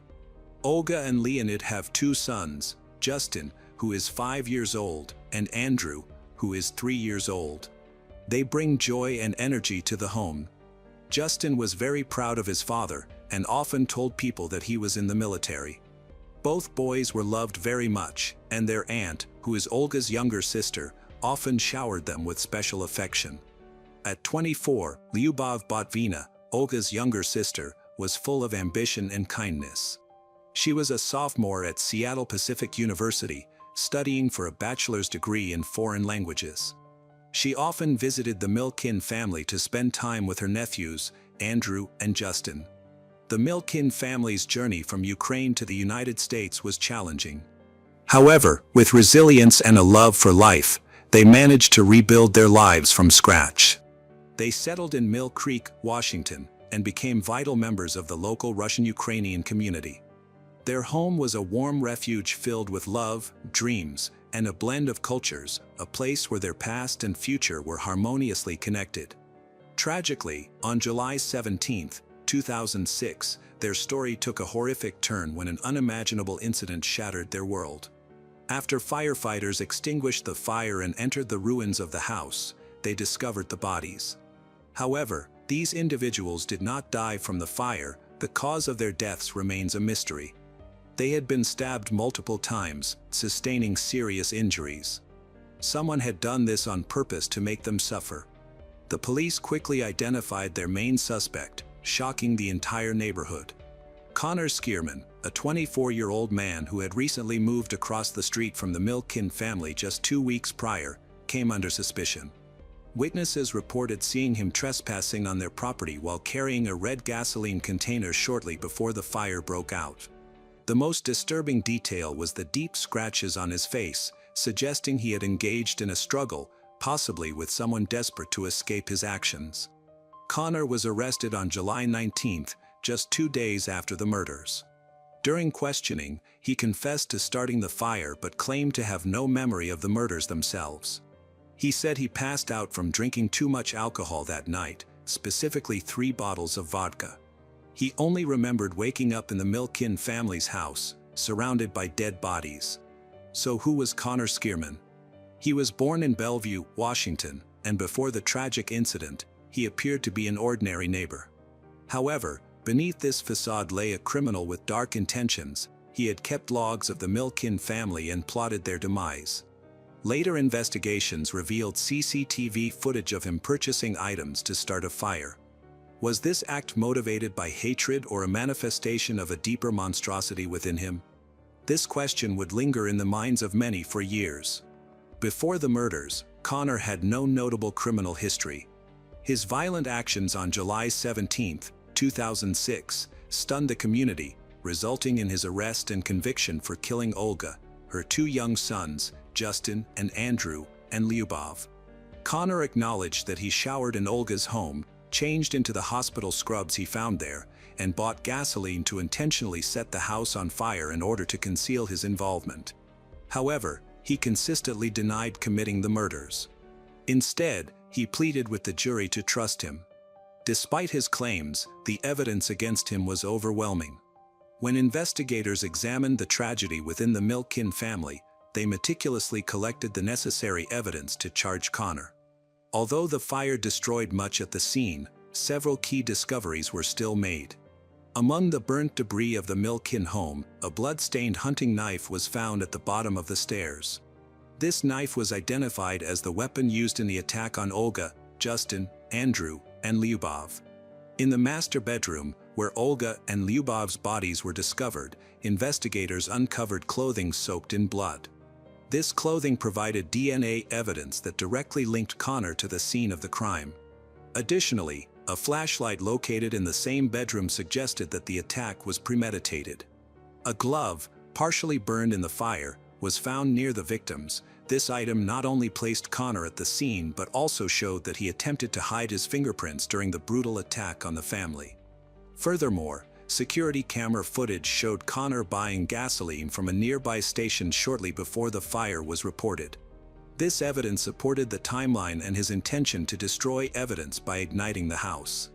During Connor's arrest, officers noted fresh cuts and scratches on his face and neck, consistent with defensive wounds inflicted by the victims during their struggle, further connecting him to the crime. The conclusion was both horrifying and clear. This was not an accident or a drunken mistake, it was a planned massacre, a cold-blooded crime carried out with brutal intent. 3 years later, Conor Skierman's trial began. Selecting the jury took several weeks because the death penalty was a possibility. The prosecutors claimed that Conor had planned the attack, entering the home armed with the intention to kill. They argued that he had brutally murdered an entire family and then attempted to destroy the evidence by setting fire to the house. Conor's defense team focused on a different angle. They argued that he had been in an alcohol-induced blackout. They brought in addiction specialists, psychiatrists, and toxicologists to support their claim that Conor was too intoxicated to have intended to kill anyone and that he couldn't remember the murders due to his blacked-out state. However, the jury did not find this argument convincing. During the sentencing phase, Conor took the stand to give a 25-minute emotional statement. He pleaded with the jury for mercy, apologized to the Milkin family, and admitted to setting the house on fire, but he did not confess to the murders. He appeared subdued, with a face showing regret and anxiety. As he spoke, his voice trembled, and he frequently wiped away tears with a tissue, struggling to stay composed while also conveying his remorse through his slumped posture. During his speech, Conor avoided discussing the details of the crimes, following legal advice and the rules that allow defendants in death penalty cases to talk without being cross-examined. Instead, he concentrated on expressing his regret and the effect that his potential execution would have on his family. However, his words fell short. As he spoke, the Milkin family remained silent, their faces expressing a mixture of emotions, pain, anger, and perhaps a desire for closure. Olga's husband, Leonid Milkin, who was serving in Iraq when the murders occurred, listened closely, but his feelings were hard to read. The pain he endured was unimaginable, and now he had to confront the man responsible for his loss. Conor's defense attorney, James Conroy, argued that Conor was a troubled man who was struggling with alcoholism. He claimed that during the murder, Conor experienced memory loss due to the effects of alcohol. However, the jury found this explanation unconvincing, which led to the guilty verdicts. In this pivotal moment, Conroy hoped that Conor's display of remorse might influence the jury to show mercy. The prosecution, led by King County Deputy Prosecutor Scott O'Toole, presented a contrasting narrative. They portrayed Conor as a calculated murderer, who broke into the Milkin family's home and committed horrific acts. The evidence clearly indicated the premeditated nature of his crime. O'Toole emphasized the profound grief of the Milkin family, particularly the innocence of the young boys, Justin and Andrew, whose lives were tragically taken by Conor. As Conor finished his statement, he stared intently at the jury, his eyes expressing desperation. He stated that people had told him that he was going to die and go to hell, adding that he was already there, his voice choked with emotion. After these final remarks, he returned to his seat, leaving the jury to process the heavy burden of his words and the seriousness of their imminent decision. The courtroom fell silent as the jurors contemplated what they had just heard. The decision ahead of them was significant, balancing justice, societal expectations, and the remnants of mercy that Conor's plea aimed to evoke. Many lives are at stake, not just Conor's, but those of others who will forever be affected by his actions. In the days that followed, the jury would deliberate, each member grappling with their conscience, the law, and the emotional testimonies shared during the trial. Conor's statement added a personal element to their responsibilities, humanizing a man found guilty of horrific crimes. Their verdict would determine not just Conor's future, but would also resonate through the lives of the victims' families, the Ukrainian community, and the larger conversation about justice and redemption. Everyone was focused on the jury, anticipating a verdict that would serve justice for the victims. The prosecution pointed to several factors to underscore the gravity of the charges: the multiple victims, with 4 people killed at the same time, their vulnerability, given the young ages of Justin and Andrew, which highlighted the victims' helplessness, and the attempt to conceal the crime, with arson being seen as part of a plan to destroy evidence and cover up the murder. Conor was found guilty of intentionally setting fire to the Milkin residence after the murders, indicating that the murders were premeditated. The prosecution claimed that the fire was a deliberate action to eliminate evidence and obstruct the investigation. On April 12, 2010, after 9 hours of deliberation, the jury reached a unanimous verdict, guilty on all charges, which included 4 counts of aggravated first-degree murder and 1 count of first-degree arson. Connor was found guilty of 4 separate counts, each representing a victim: Olga Milkin, Justin Milkin, Andrew Milkin, and Lyubov Botvina. The penalty phase of the trial lasted 2 weeks and was filled with strong emotions. After a day and a half of deliberation, the jury unanimously recommended the death penalty. On May 5, 2010, Judge Gregory Canova of the Kane County Superior Court officially sentenced Connor to death by lethal injection. As the sentence was announced, Connor allegedly shook his head in disbelief, while Leonid felt a sense of relief that justice had been served.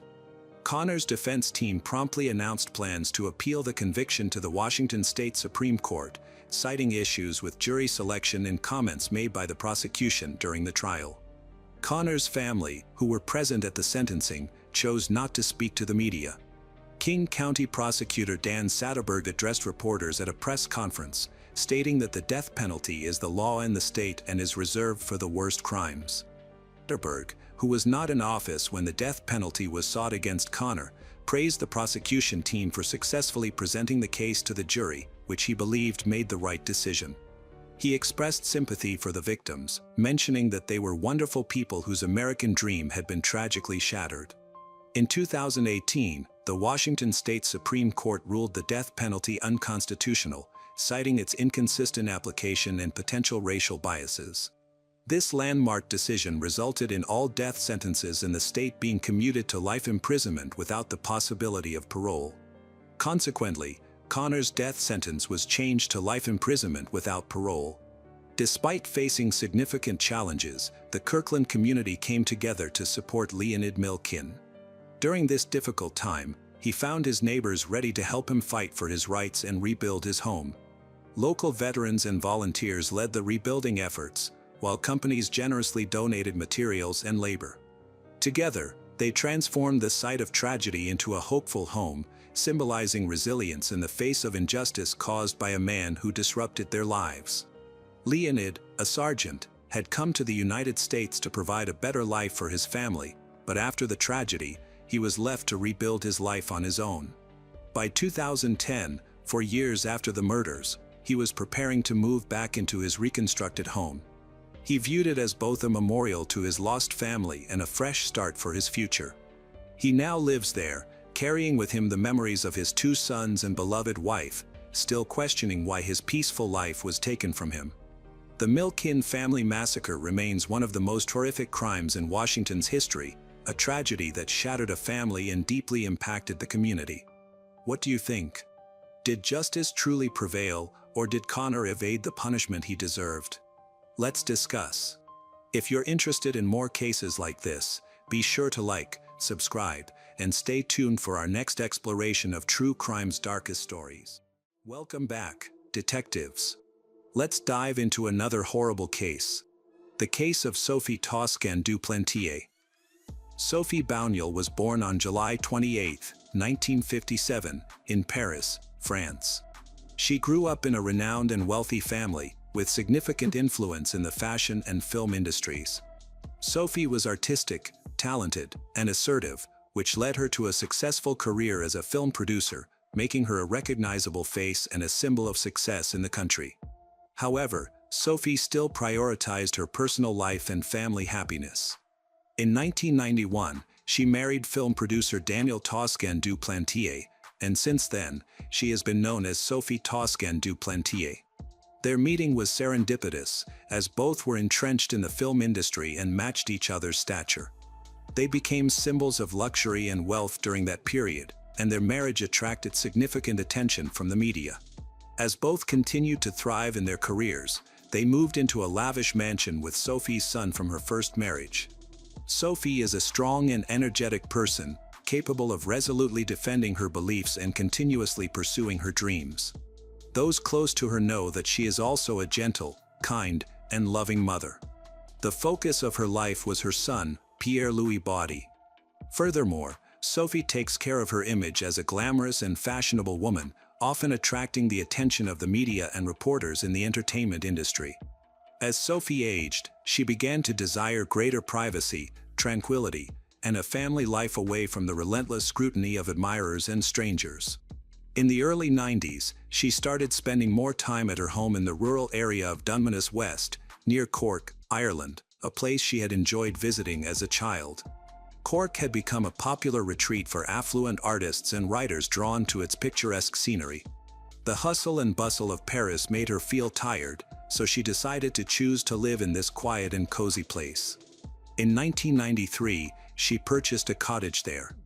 Unlike the villas she was accustomed to, this cottage posed some challenges, as it was in a remote area that was not always easy to access. However, for Sophie, the seclusion and peace it promised made it worth it. Even after she arrived, she faced issues with electricity and heating, which were often unreliable. Despite these difficulties, they did not significantly impact her ability to relax. Sophie was drawn to the local landscapes and the charm of the province because they helped her restore her emotional strength and inspired fond memories of her carefree childhood. After a long time away, she returned and was captivated by the beauty of nature, feeling as if she had fallen in love with it all over again. From then on, she chose to focus on the positives and disregard any inconveniences. Sophie typically spent her summers there but always returned to Paris, where she viewed this time as a period of spiritual and emotional renewal. Sophie usually goes there alone. The same thing happened in December 1996, when she was 39 years old, and she decided to visit Ireland to rejuvenate herself and read movie scripts before the new year. Arriving alone, she settled into her home in a quiet neighborhood. While she enjoyed her solitude, she wasn't a recluse. She interacted with her neighbors and childhood friends living nearby, was often seen around town. Sophie had established friendly relationships with many locals and always treated them as equals. Because of this, people didn't see her as just a woman from Bohemian Paris but rather as the familiar girl they remembered from their hometown. She engaged in pleasant conversations, deliberately steering clear of work and personal topics to avoid drawing attention and gossip. Before Christmas, a neighbor visited Sophie at her home. On December 23, 1996, around 10 a.m., she intended to chat about holiday plans and enjoy a cup of tea. However, instead of a friendly visit, she discovered a lifeless woman lying in the mud in front of the house. Alarmed, she immediately called the police to report a body near Sophie's residence. The condition of the body was so severe that she wasn't even sure it was Sophie. When the Irish police arrived, they encountered a gruesome scene. The woman's head was so badly damaged that she was unrecognizable, but she was confirmed to be Sophie Toscan du Plantier. At the time of her death, she was still wearing her nightgown and had on boots.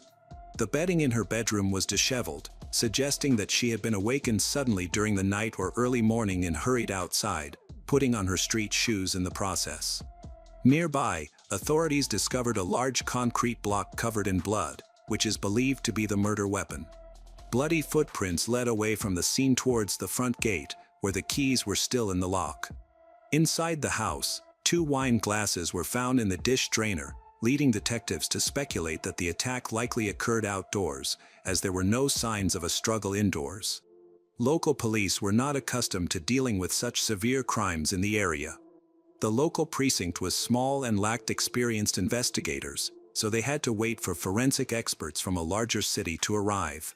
These experts needed to thoroughly examine the crime scene in Sophie's body. They arrived just 1 day later, but during that time, Sophie's body remained at the outdoor scene. The weather was rainy and cold, and they could only cover her with plastic bags.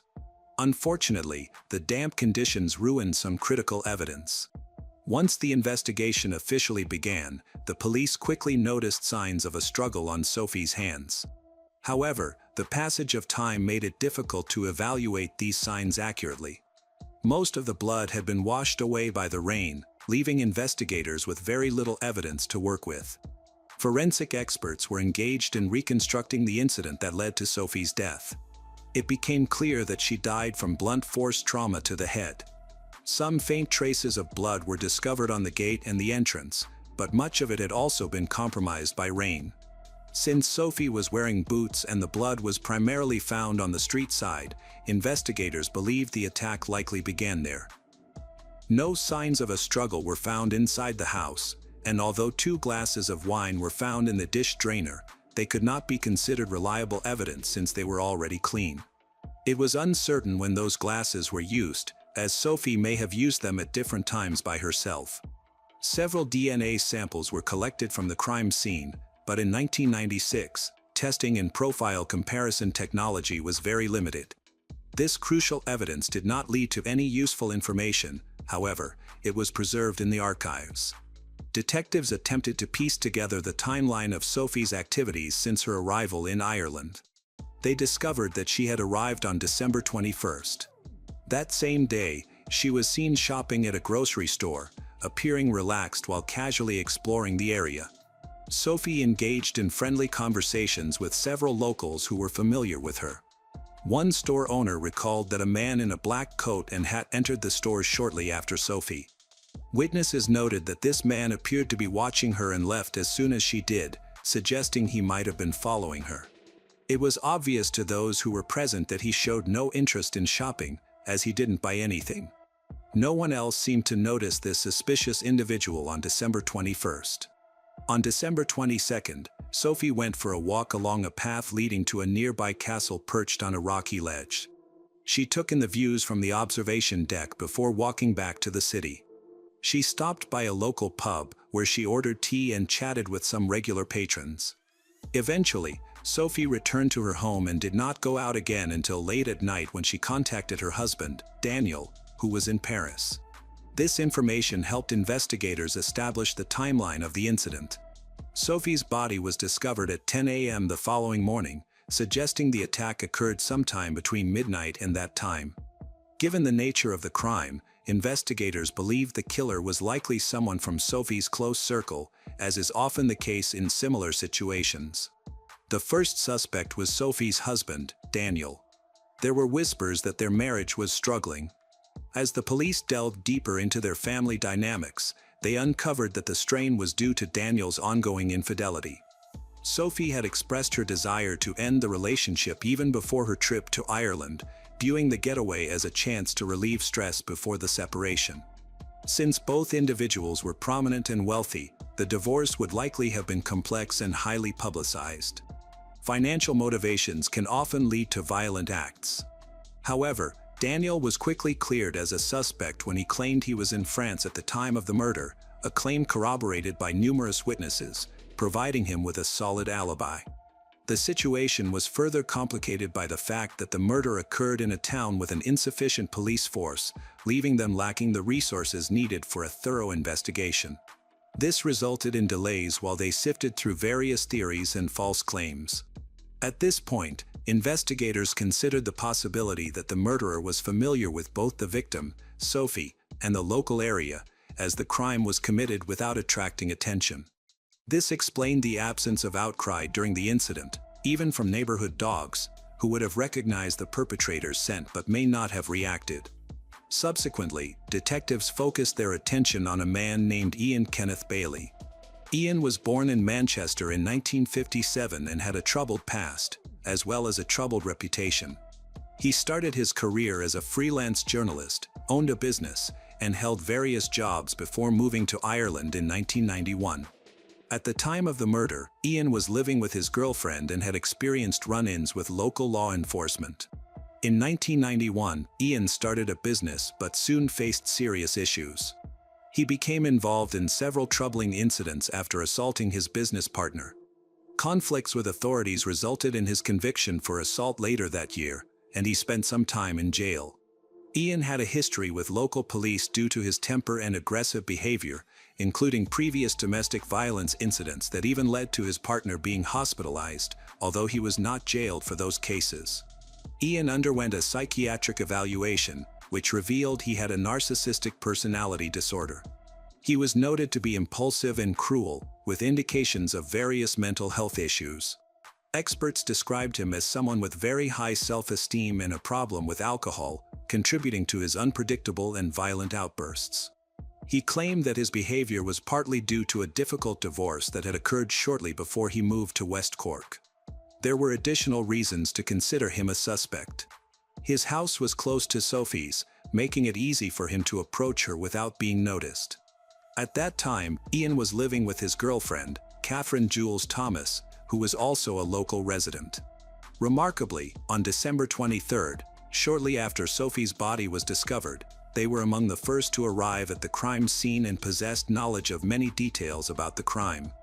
Catherine and Ian attempted to gather more information from the police to create a report. Ian claimed to be an independent journalist looking for a story, but he was denied access to the crime scene. The police noted that they were very insistent, even entering the house without permission. Upon checking his background, it became clear that he had a criminal history, raising doubts about his true identity as a reporter. Despite the police's objections, Ian managed to publish several negative articles. His aggressive pursuit of information only deepened the police's suspicions about him. The articles were filled with inappropriate details and speculation about Sophie's personal life, shocking her relatives with their lack of ethics and Ian's cynicism. Following the publication of these articles, a wave of public outrage ensued. Sophie's relatives publicly rejected Ian's claims by appearing on television. They believed that he was trying to tarnish Sophie's name for the sake of fame and profit. They agreed with law enforcement that Ian might be involved and regarded him with skepticism.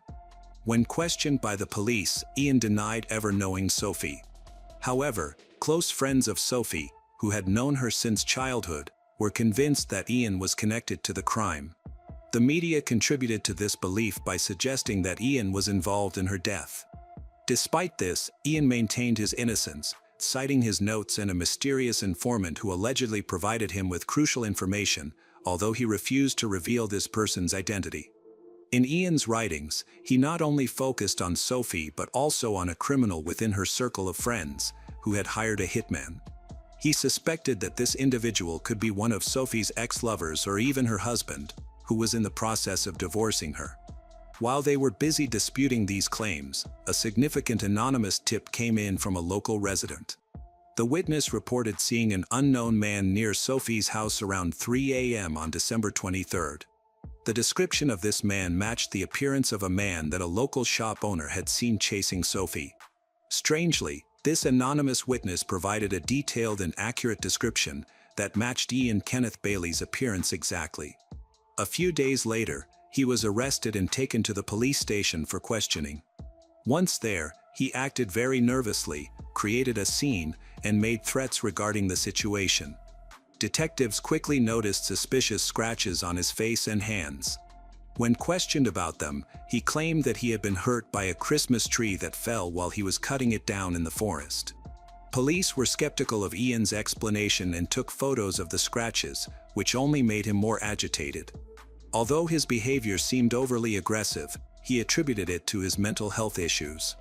He denied knowing Sophie and insisted on his own theory, suggesting that one of her former partners might have hired someone to kill her.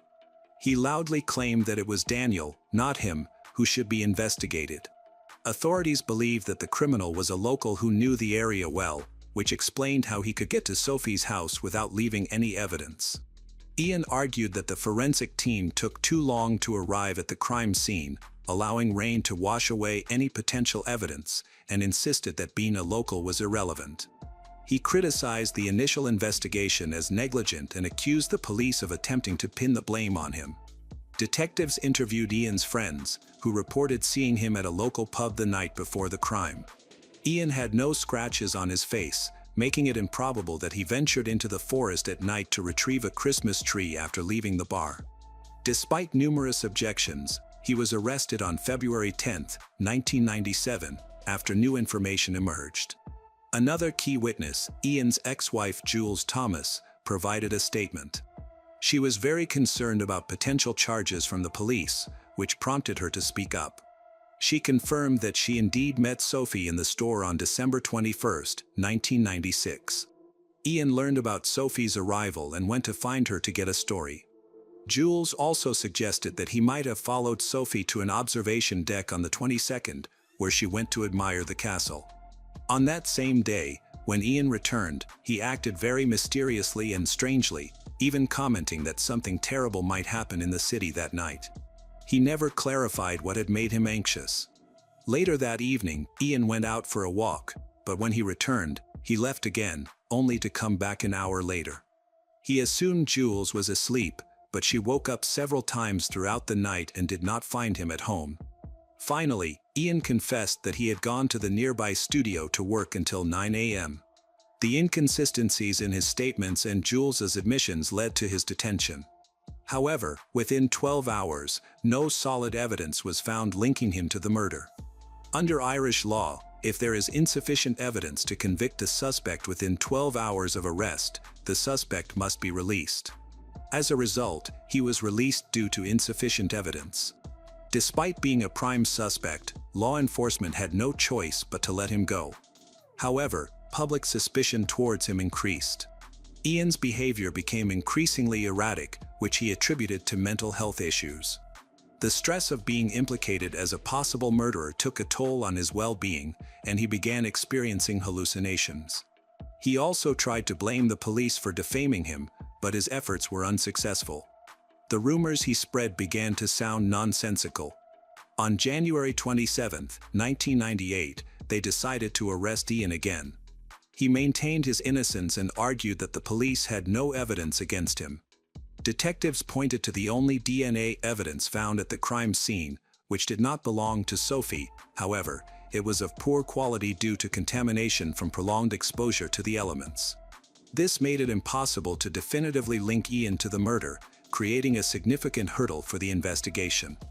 Under Irish law, an individual can only be arrested twice without being charged for a crime. Ian maintained his innocence throughout the process. During his second arrest, authorities had just 12 hours to establish his involvement in the murder. He felt pressure to confess, which only fueled his anger. He sought to leverage his connections in journalism to discredit the local police, claiming that authorities were attempting to make him a scapegoat. Detectives believed Ian was simply aware of his legal rights and was stalling. Despite public suspicion of his guilt, he attributed his unusual interest in the case to his work as a journalist, stating that he was only pursuing a sensational story. This explained his presence while Sophie was alive. The police could not find any evidence against him, and he was released, leading to a standstill in the investigation. In 2003, Ian sued several news organizations for libel, as his connection to the murder had never been established. He sought to clear his name through legal action against the media. During the trial, multiple witnesses testified against him, claiming to have seen him on the day of Sophie's death. The most significant testimony came from an anonymous witness who reported seeing Ian near Sophie's house at night and accused him of lying. Jules Thomas, speaking for the prosecution, described Ian as rude and unstable, suggesting that he might be capable of violence. Nevertheless, the Irish authorities maintained that they lacked sufficient evidence to charge him. No conclusive evidence was found, and the DNA samples collected could not be fully analyzed, leaving officials constrained by the law. Sophie's family was deeply disappointed by the lack of progress in the investigation into her death. Relatives, including her husband, viewed the police's response as inadequate. In 2008, the family sought justice by appealing to the French court for an investigation but faced numerous obstacles. The key witness in the case later revealed that he had falsely accused journalist Ian out of fear of the police. After this revelation, Ian decided to take legal action against the Irish government for wrongful prosecution.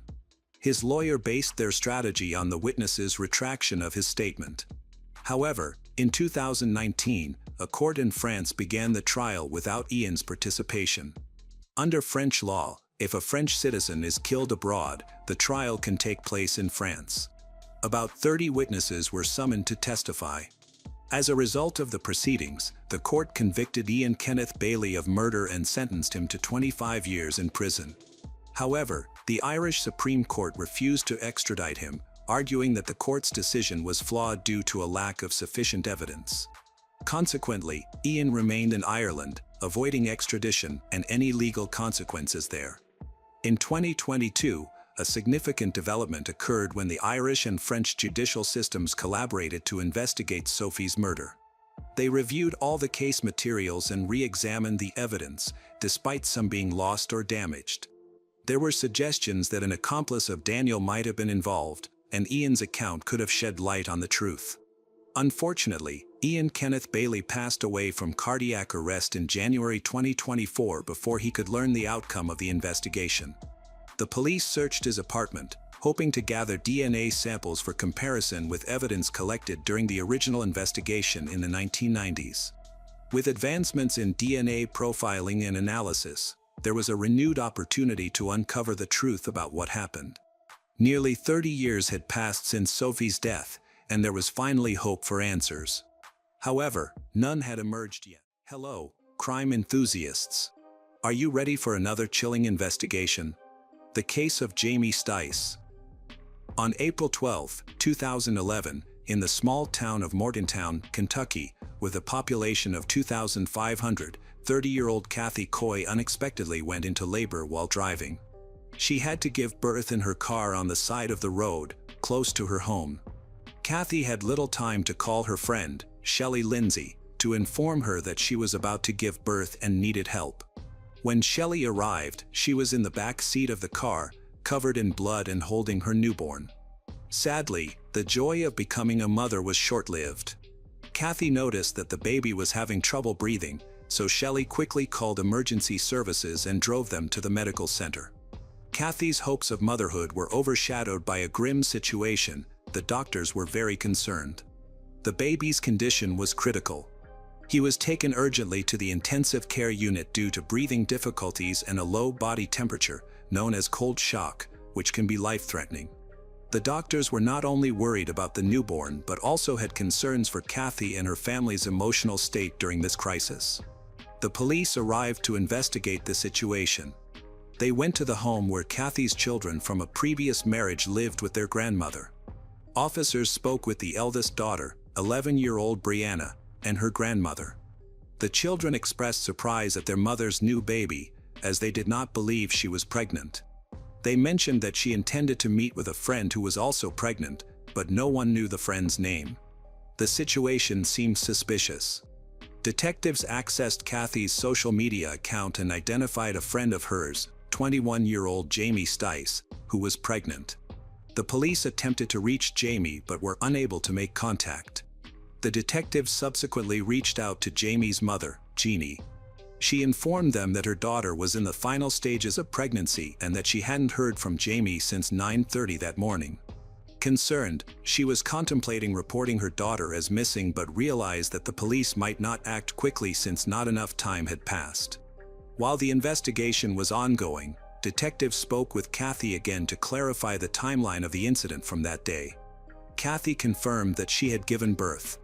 She explained that she had woken up early, saw her husband Shannon off to work around 4:30 a.m., and then left to meet her friend Jamie around 10 a.m. After their meeting, as she was returning home, she began to feel contractions. Kathy stopped at a restaurant to grab a quick bite but felt the need to leave in a hurry. Realizing she wouldn't reach the hospital in time, she called her closest friend for assistance. Shelley, Kathy's friend, recounted that when she received the call for help, she rushed outside and saw Kathy in the back seat of a car. Kathy was not wearing pants, only a bloody shirt, and she held a baby in her arms, who was also covered in blood, as if he had just been born. Shelley noticed the placenta and recognized that her friend needed urgent help, especially since the baby was struggling to breathe. She quickly got into her car and drove to the medical center. Shelley observed that the baby was covered in grass and dirt but assumed he had fallen and gotten dirty in the car. There was no time to learn more. Her priority was supporting the newborn. Both women's accounts were largely similar, with one key difference. Kathy claimed that Shelley delivered the baby, while Shelley denied this. The situation was chaotic, with Kathy in labor crying out, and both her and the baby's conditions creating confusion. While doctors worked to assist the baby, Kathy pleaded with them to save his life. There were concerns about whether the situation was staged, leading to the decision to take Kathy in for questioning at the station. At that time, Kathy had already been examined by doctors, and her condition seemed stable. However, when the police began questioning her about her friend Jamie on social media, her story started to change. Initially, she claimed that she had only briefly met Jamie before ending their friendship. Kathy explained that she had driven Jamie to the Social Security office, dropped her off near the building, and then Jamie had left in an unknown direction. At that point, Kathy began to experience contractions, which forced her to leave abruptly. This part of her story raised doubts. To support her new version, Kathy presented a message from Jamie, which allegedly asked her to pick Jamie up from the Social Security office, a request Kathy refused due to complications in their story. However, when detectives expressed their disbelief, Kathy's narrative shifted again. Now, Kathy stated that she had picked up Jamie and taken her home, but Jamie was so exhausted that she collapsed on the sofa. Kathy claimed her contractions only started after this encounter. The significant changes in her story seemed implausible, but she attributed them to the stress of the emergency situation. Detectives aimed to determine the truth about how Kathy and Jamie met. Jamie's mother, Jeannie, stated that they had known each other for only a couple of months after connecting through social media. Jamie is pregnant with a baby. When asked about Kathy's relationship with Jamie, Kathy claimed she had known Jamie for only a few weeks and had been introduced through a mutual friend while seeking help with housing issues. At this point, inconsistencies regarding their acquaintance and its purpose emerged. Kathy couldn't even name this mutual friend, even though Jamie was 20 weeks pregnant, aligning with her due date, which raised further suspicion. Kathy was later informed that something significant might have occurred around 10:30 a.m., right after their meeting. Jamie was missing, and detectives informed the parents that they could not reach out to her. They encouraged Kathy to assist in the search. At this point, they were already skeptical about whether the baby truly belonged to Kathy. Kathy's husband, Shannon, arrived at the station. He was thrilled that his wife had finally given birth but was confused about why she was being held and questioned. Shannon informed the police that Kathy had experienced miscarriages in the past, which had led her to struggle with depression. Despite the challenges, she remained hopeful about becoming pregnant again and starting a family. He feared that if their efforts failed, their relationship might end. For a woman desperate to become a mother, the thought of losing her husband could push her to desperate actions, even to the point of harming another woman. It was possible that Kathy had pretended to be pregnant to keep her husband with her. Additionally, her friend Shelley, who took her to the hospital during labor, might have played a role in this situation. Kathy frequently visited Shelley and shared stories about her pregnancy, but it was unclear whether Shelley supported Kathy's deception, suspected her, or had unwittingly assisted in a crime. Shelley told the detectives that she had never faced such accusations before. However, during the investigation, it became clear that she was involved in several aspects of the deception. For instance, after Kathy returned from a gynecologist appointment where she learned she was not pregnant, Shelley pretended to be a nurse. Kathy feared that this news could push her husband to leave her, so she asked Shelley to call him, posing as a nurse who confirmed her pregnancy. Shelley claimed she had no idea that Kathy was pretending to be pregnant or plotting anything deceitful. She believed everything was genuine and was genuinely happy for her friend. Kathy managed to convince Shelley, using various excuses, that pregnancy came with complications and that Shelley's support could help save her marriage. Up until the end, Shelley truly believed that Kathy would soon give birth. However, not everyone shares the same perspective as Shelley. When the police spoke to Kathy's other friends and her husband's relatives, it became clear that there had been a lot of discussion about Kathy's situation over the past 6 months. Many people suspected that she had been deceitful. For example, her mother-in-law often tried to reach out to her, hoping to find out the truth. She believes that Kathy is merely trying to deceive everyone, especially Shannon, to bind him to herself. The mother-in-law was very frustrated with Kathy's behavior and discussed it with her son, Shannon. For a short time, he listened to her concerns. A lot of suspicion arose from the continuous delays in the expected due date. The situation dragged on for so long that it started to seem unrealistic, as Kathy herself had no clear idea of when she would give birth. Witnesses noted that over the past few months, her belly has sometimes appeared smaller and then larger. By late 2011, the mother-in-law was convinced that Kathy was lying and was simply afraid of losing Shannon. She managed to persuade her son by highlighting that his wife was clearly deceiving him.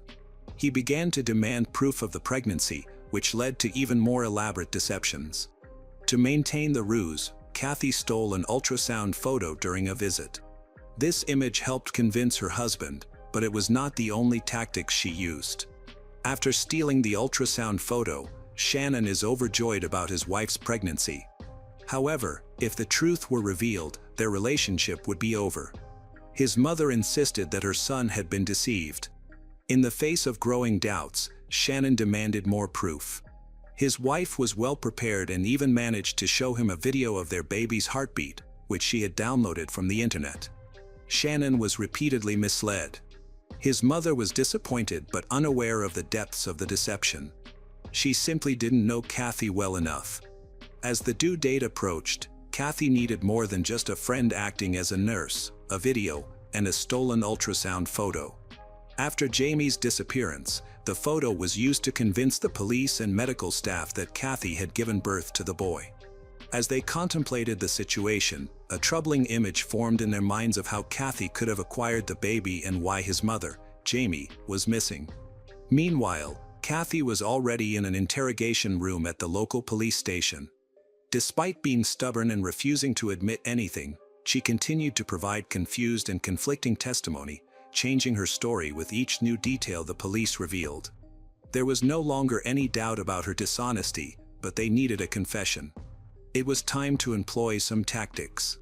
They decided to leave her in the interrogation room alone for a while.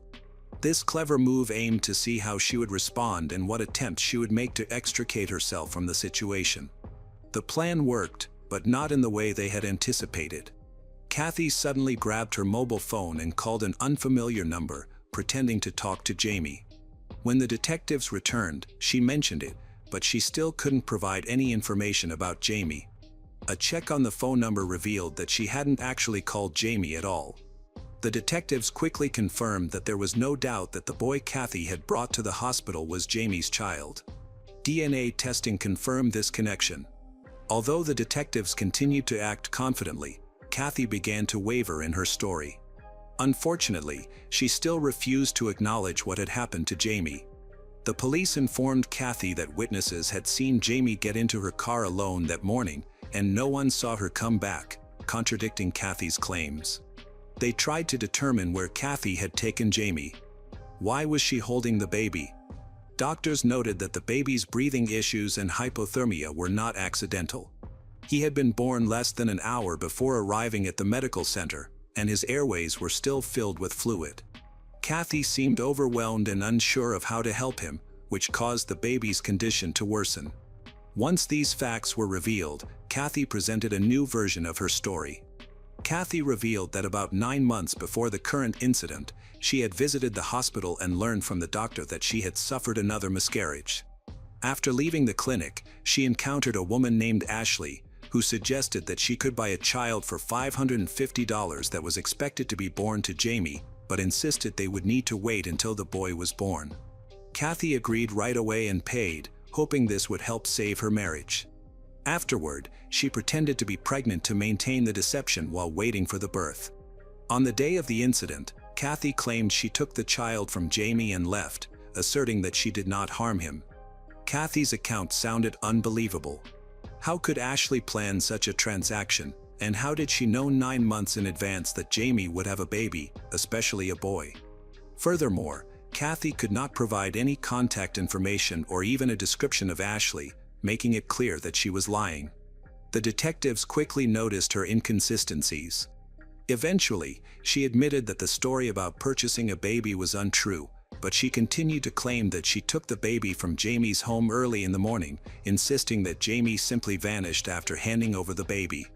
Kathy did not explain how she ended up with a stranger's child in her arms, although it was evident that the child was Jamie's son. Investigators were quickly able to uncover Kathy's identity and found unsettling details about her. Her stepfather, Imran, reported witnessing her shocking behavior on several occasions. He described her as cruel, manipulative, and unpredictable, believing she was capable of committing terrible acts for her own enjoyment and benefit. Imran mentioned that Kathy had once confessed to him her potential to commit murder. Therefore, he was not surprised to see her in police custody, convinced that she could commit any crime and was indifferent to the pain she caused others. It became clear that Kathy was already known to law enforcement. Detectives found a police report accusing her of stalking a pregnant teacher with whom she worked. Their interactions at school were frequent, and Kathy's behavior had become so troubling that it frightened the teacher, who detailed several disturbing incidents. One particularly alarming moment occurred when the teacher was alone in her office and noticed Kathy silently watching her from the aisle. Remarkably, during the time the teacher was pregnant, Kathy also claimed that she was expecting a baby. Later, the teacher experienced a miscarriage, and shortly after that, Kathy's alleged pregnancy also ended. If these events had unfolded differently, that teacher might have become a victim instead of Jamie. The detectives were determined to extract a confession from Kathy. They were not going to let her leave but needed solid evidence first. There were crucial details that Kathy was not aware of. Despite her persistence, the investigators believed that Jamie was no longer alive. When Kathy and her friend Shelley arrived at the hospital with the child, the placenta was discovered. This raised serious concerns about the childbirth. Normally, placentas remain inside the mother after delivery, leading to suspicions that Kathy had attempted an untrained surgical procedure, similar to a cesarean section. The police interviewed doctors and hospital staff. Experts indicated that if a mother's heart stops, there is typically a window of no more than 5 minutes to save the baby. Kathy was likely aware of this urgency, which may have caused her to act carelessly and make several mistakes that could have endangered her child's life. Detectives believed that Jamie had bled out and died shortly after the brutal procedure began. During the questioning, Kathy began to show signs of distress but did not admit to murder. She continued to weave stories under the detectives' pressure, avoiding direct questions, and suggested that she needed to be placed in a psychiatric unit, implying she was mentally unstable. In response, the police shifted their approach. Instead of pressuring her further, they tried to soothe her, suggesting that her actions might have been accidental. Their goal was to gather any information they could. Kathy was the last person to see Jamie alive, so all suspicion fell on her. The police continued their investigation due to concerns that she might evade capture. The police questioned those closest to Kathy, but no one could confirm her story. However, detectives eventually gathered important information revealing Kathy's true nature. Her own children shared troubling insights about her. Just 2 weeks before Kathy showed up at the hospital with a baby, she had visited a flea market with her kids and purchased a powerful stun gun. The seller warned that this model could incapacitate an adult with direct contact. While testing it, Kathy approached a large stranger at the market and waved the stun gun in front of him. When he remained unfazed, she pressed it against his leg, causing him to collapse. Pleased with her actions, Kathy laughed and walked away. Under pressure from detectives, Kathy began to disclose unsettling details of her plan. She initially wanted to simulate giving birth as realistically as possible, even considering placing the fetus and placenta inside herself. When this proved too complicated, she devised an alternative. Arriving at a friend's house, she sat in the back seat, holding the baby while using cut-out female organs to create the illusion of having just given birth. Regardless, she still refused to reveal Jamie's whereabouts. Her family members confirmed her violent tendencies. In fact, Kathy's own mother was so afraid of her that she took Kathy's children from her first marriage and raised them herself. Shannon's relatives were horrified by Kathy's erratic behavior and urged him to end their relationship. After receiving partial recognition of her situation, Kathy began to elaborate on her belief that she had multiple personalities. She insisted that it was not her, but an alter ego named Lindsay, who approached her friend with the baby. This persona was used to shift the blame for everything that happened to Jamie, although Kathy avoided providing specific details. She frequently mentioned that she belonged in a mental hospital instead of prison. Kathy claimed that when her personality switched, she experienced blackouts and couldn't remember anything. She described instances where she could get into a car, lose touch with reality, and wake up in a completely different part of the city without knowing how she got there. Detectives, however, suspected that Kathy was lying. They discovered that she had previously discussed plans to kidnap another child with her relatives and had even sought her children's assistance. When they refused, she dismissed it as a joke. Kathy's mother recounted how her daughter had repeatedly urged her to help commit murder, but she flatly refused. People who knew Kathy well denied her claims of having a split personality, stating that she had never exhibited such issues before. During the interrogation, Kathy's second personality appeared very self-assured, insisting that no charges could stick to her. Kathy continued to assert that Jamie was alive, despite the severity of Jamie's injuries, which made survival impossible. This bravado quickly faded when Kathy learned she was being accused of murder. After her arrest, Kathy finally agreed to cooperate with the authorities, even leading them to the location of Jamie's body. It was then that the true extent of the crime emerged. Kathy's friendship with Jamie was greatly exaggerated. In reality, Jamie had been another victim of Kathy, who had been stalking her.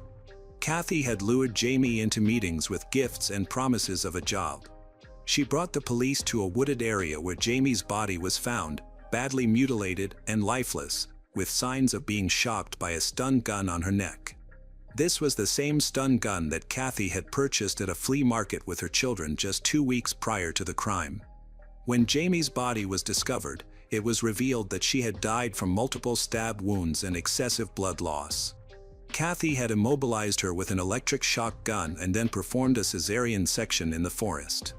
This is why the baby was found covered in grass and dirt when Kathy brought him to her friend's house. Kathy admitted that she hadn't researched adequately to prepare for such a dangerous procedure. She only looked online once and thought that was sufficient, which was clearly inadequate for someone without any medical training. Kathy, who was 40 years old, was charged with first-degree murder, as well as kidnapping both an adult and a baby. In court, she cried and pleaded guilty to the charges of kidnapping and murder. The baby she had taken from Jamie survived and was later named Isaiah Allen Stice Reynolds, honoring his late mother with his second surname. He was placed with his father. Kathy sent letters to her children explaining what had happened, but those letters contained many lies. She was found guilty and sentenced to life in prison without the possibility of parole. Her children were placed in a foster home, and her husband remarried, finding a stable partner. In interviews, Kathy's children stated that on the day of the crime, their mother appeared completely normal and was not anxious about the act she was committing. During the trial, Kathy's stepfather expressed his sorrow, not primarily for his relationship with Kathy, but because he was relieved that she could no longer harm anyone. He also felt deep remorse over Jamie's death, regretting that he hadn't reported Kathy to the police after she confessed her intention to kill, believing that doing so might have saved Jamie's life. The case of Jamie Stice is a chilling story of despair, deceit, and unspeakable acts of brutality. Set in the peaceful small town of Morgantown, Kentucky, this tragedy reveals the dark side of the desire to become a mother, leading Kathy Coy down an unforgivable path of crime. Jamie Stice, a young pregnant woman filled with hopes for the future, became a victim of manipulation and horrifying violence, leaving her son, Isaiah Allen Stice Reynolds, motherless from the moment he was born. Kathy was sentenced to life in prison without the possibility of parole and must pay for her sins. However, the pain she inflicted on Jamie's family and her own is irreparable. This case serves not only as a warning about the destructive power of deceit, but also raises questions about the boundary between love and obsession.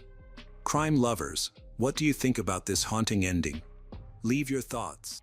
At around 4 p.m. on Friday, April 15, 2011, in Lourdes, France, 27-year-old Alexander Durand was on his way home when he received a call from his younger sister, Séverine.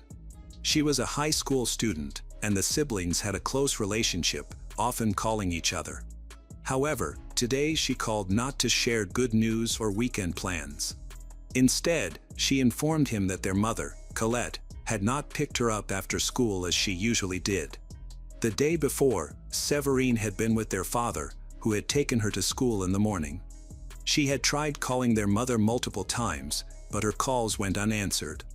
This was unusual because their mother was normally very responsible, and there was no reason for her not to come and pick up her daughter. Séverine was worried that something might have happened, such as an accident. She advised Alexander to check the situation and visit their mother's house. Alexander was also worried, so he called his mother several times, but received no response. Finally, he decided to visit his mother's house himself. When Alexander arrived, Severine was already there, but she was still very anxious, even more than before. She was in the house with the gendarmes, and what they discovered was very concerning. Colette's car was parked in the driveway, the doors were unlocked, and the keys were in the ignition. 52-year-old Colette had vanished without a trace. The keys to the house were also in the car, so Alexander took them and went inside to see what was happening. The house was completely empty, as if she had simply disappeared. The gendarmes quickly began their search for Colette since the situation was becoming increasingly alarming. Initially, they suspected a robbery, but they found that nothing was stolen from the house, the doors and windows were untouched. In the back seat of the car, they discovered Colette's purse, which held all her identification, bank cards, and cash. She could not have left willingly without those items. Tension heightened. Even after 3 hours of searching, there was still no news. Both the house and the car were thoroughly examined, but no leads emerged. As a result, the search area was expanded to include the outskirts of the town. None of the neighbors had seen anything out of the ordinary, no suspicious noises or activity near Colette's home. To learn more about her, the police interviewed her relatives. Colette, a divorced mother of 4, was known for her reserved and calm demeanor. She was not someone who would spontaneously disappear. She had no mental health issues or addictions. At the time, Colette was working as a supermarket manager. She was polite, punctual, and a devoted mother. Everyone who knew her was confused and did not understand what had happened, as she had no troubling relationships and no history of violence. The evidence suggested that Colette's disappearance was not accidental. The police believed that whoever was involved in this incident was someone she was very familiar with. At the very least, Colette had allowed this person into her house or had given them the right to enter. After investigating, the police identified the primary suspect. She lived by herself in a small 2-story house. To save on expenses, she rented the first floor to a man named Bernard. During his interview, Bernard made some strange and unsettling remarks.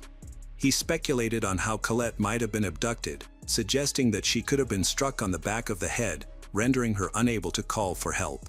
He also provided a detailed account of her medical condition, noting that she was diabetic and needed urgent assistance to avoid serious health consequences. His level of knowledge about Colette raised suspicions among the police. Furthermore, Colette's son, Alexander, revealed that Bernard was in love with his mother, which could explain his insight into her behavior and routines. This revelation increased suspicions, as Bernard could potentially have a motive. Alexander noted that, despite Bernard's interest, his mother did not reciprocate and had no intention of developing anything beyond friendship. She was solely focused on her children and her work, completely dismissing the idea of a romantic relationship with Bernard. When detectives investigated Bernard's background, they found that he had a criminal history. In 1999, he assaulted his girlfriend with a weapon after she tried to end their relationship. His ex described him as very hot-tempered and unable to control his rage. As a result of these incidents, suspicions about Bernard increased. Colette's lack of interest may have caused him to become angry, and what happened next remains unclear. In 1999, Bernard received a brief 6-year prison sentence for an attack, mainly because the girl he attacked survived. Now, he was called to the police station for questioning as the primary suspect in Colette's disappearance. The police were trying to determine when Colette went missing, and Bernard claimed to have useful information. He reported that on the afternoon of April 14, 2011, while watching television, he heard noises coming from the second floor, where Colette had lived. He could hear footsteps on the wooden floor, but then everything went quiet. He did not see Colette leave, making it likely that he was the last person to have seen her. However, the police were concerned about Bernard's behavior. He was unable to recall the exact time of the noises or even remember what show he was watching, raising further suspicions. Bernard's main problem was that he didn't have a verifiable alibi. However, there was no evidence against him, so the police had to let him go. The next morning, officers came to inspect his house. Bernard greeted them with shouts and was initially unwilling to let them enter. Eventually, he agreed to show them around the first floor of the rented property but continued to make odd comments. Notably, he pointed out a hatch that led to the basement. He remarked that if he had killed someone, he would have hidden the body there, yet he insisted he was innocent and claimed the basement was empty. Upon inspection, there was indeed no one there. Meanwhile, when law enforcement searched Colette's home, they discovered suspicious stains believed to be washed blood, but this could not be confirmed. Despite the lack of evidence, suspicion remained around Bernard. Deciding to keep a close watch on him, the detectives sought to establish the exact time of Colette's disappearance, but clues were scarce. She had been alone for several days with minimal contact with her neighbor until April 15th. Anything could have happened during that time.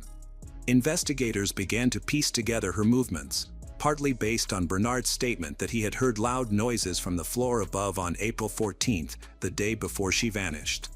As the investigators looked into the case, they realized that no one had seen Colette since April 15th. They managed to locate her friend, who stated that he had last seen Colette on April 14th around 3:30 p.m. at a gathering with mutual friends. He mentioned that after leaving the party, she got into her car intending to drive to Draguignan but planned to stop at home first. This was the only information available and was considered a starting point for the investigation, as more than 40 hours had passed since she went missing. Communicating with Colette's friend helped them determine a rough timeline for when she went missing. In her car, investigators found not only her personal belongings but also her mobile phone. They began analyzing the phone to see whom Colette had communicated with in the hours leading up to her disappearance. Notably, there was a call that lasted about 40 seconds, made shortly before 3:30 p.m. The call was from Sylviane Fabre, Colette's ex-husband's sister. Sylviane was contacted, and she stated that she had met Colette during Colette's marriage to her brother.